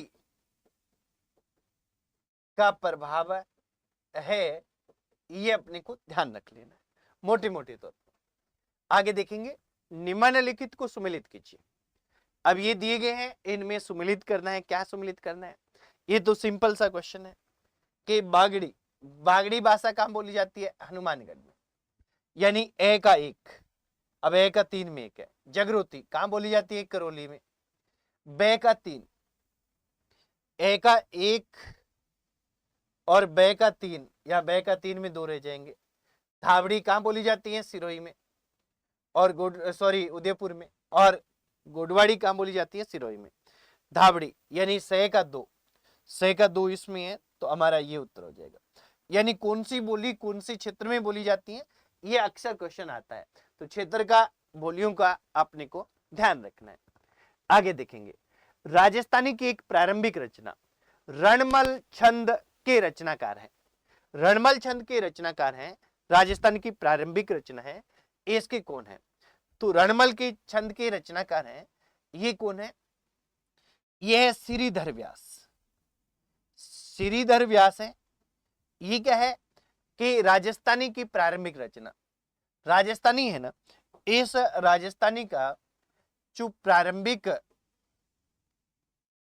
प्राचीन काल है,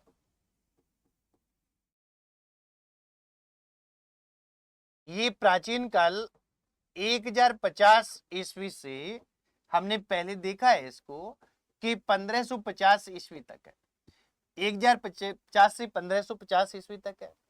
इसको वीर गाथा काल भी कहा जाता है, वीर गाथा काल। और इस काल की पहली रचना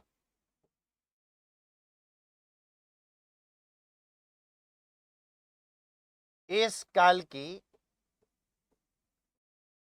पहली रचना है, ये कौन सी मानी जाती है, ये रणमल छंद मानी जाती है। कौन सी मानी जाती है, रणमल छंद है, ये पहली रचना इस काल की मानी जाती है। आगे देखेंगे, निम्न में से कौन सा प्राचीनतम मंदिर है। अब देखो यहां आपने देखें तो क्या है, नाथद्वारा का श्रीनाथ जी मंदिर, ये क्या है 1672 ईस्वी में, महाराजा 1672 ईस्वी में महाराजा राज सिंह के काल में सिहाड़ गांव में स्थापित हुआ था। ठीक है। रणकपुर का पार्श्वनाथ मंदिर, रणकपुर का पार्श्वनाथ मंदिर है 1439 ईस्वी में महाराणा कुंभा के काल में धर्णक शाह ने स्थापित करवाया था। उदयपुर का जगदीश मंदिर 1651 ईस्वी में किसने करवाया था, 1651 ईस्वी में जगत सिंह फर्स्ट ने इसका निर्माण करवाया था उदयपुर में। और आभानेरी का हर्षद माता मंदिर, ये क्या है 8वीं 9वीं सदी का मंदिर है, 8वीं 9वीं सदी का ये क्या है मंदिर है, ये ध्यान रखना है। ये मूलतः विष्णु को समर्पित था और कृष्ण और रुक्मणी के पुत्र प्रद्युम्न की मूर्ति इसमें है।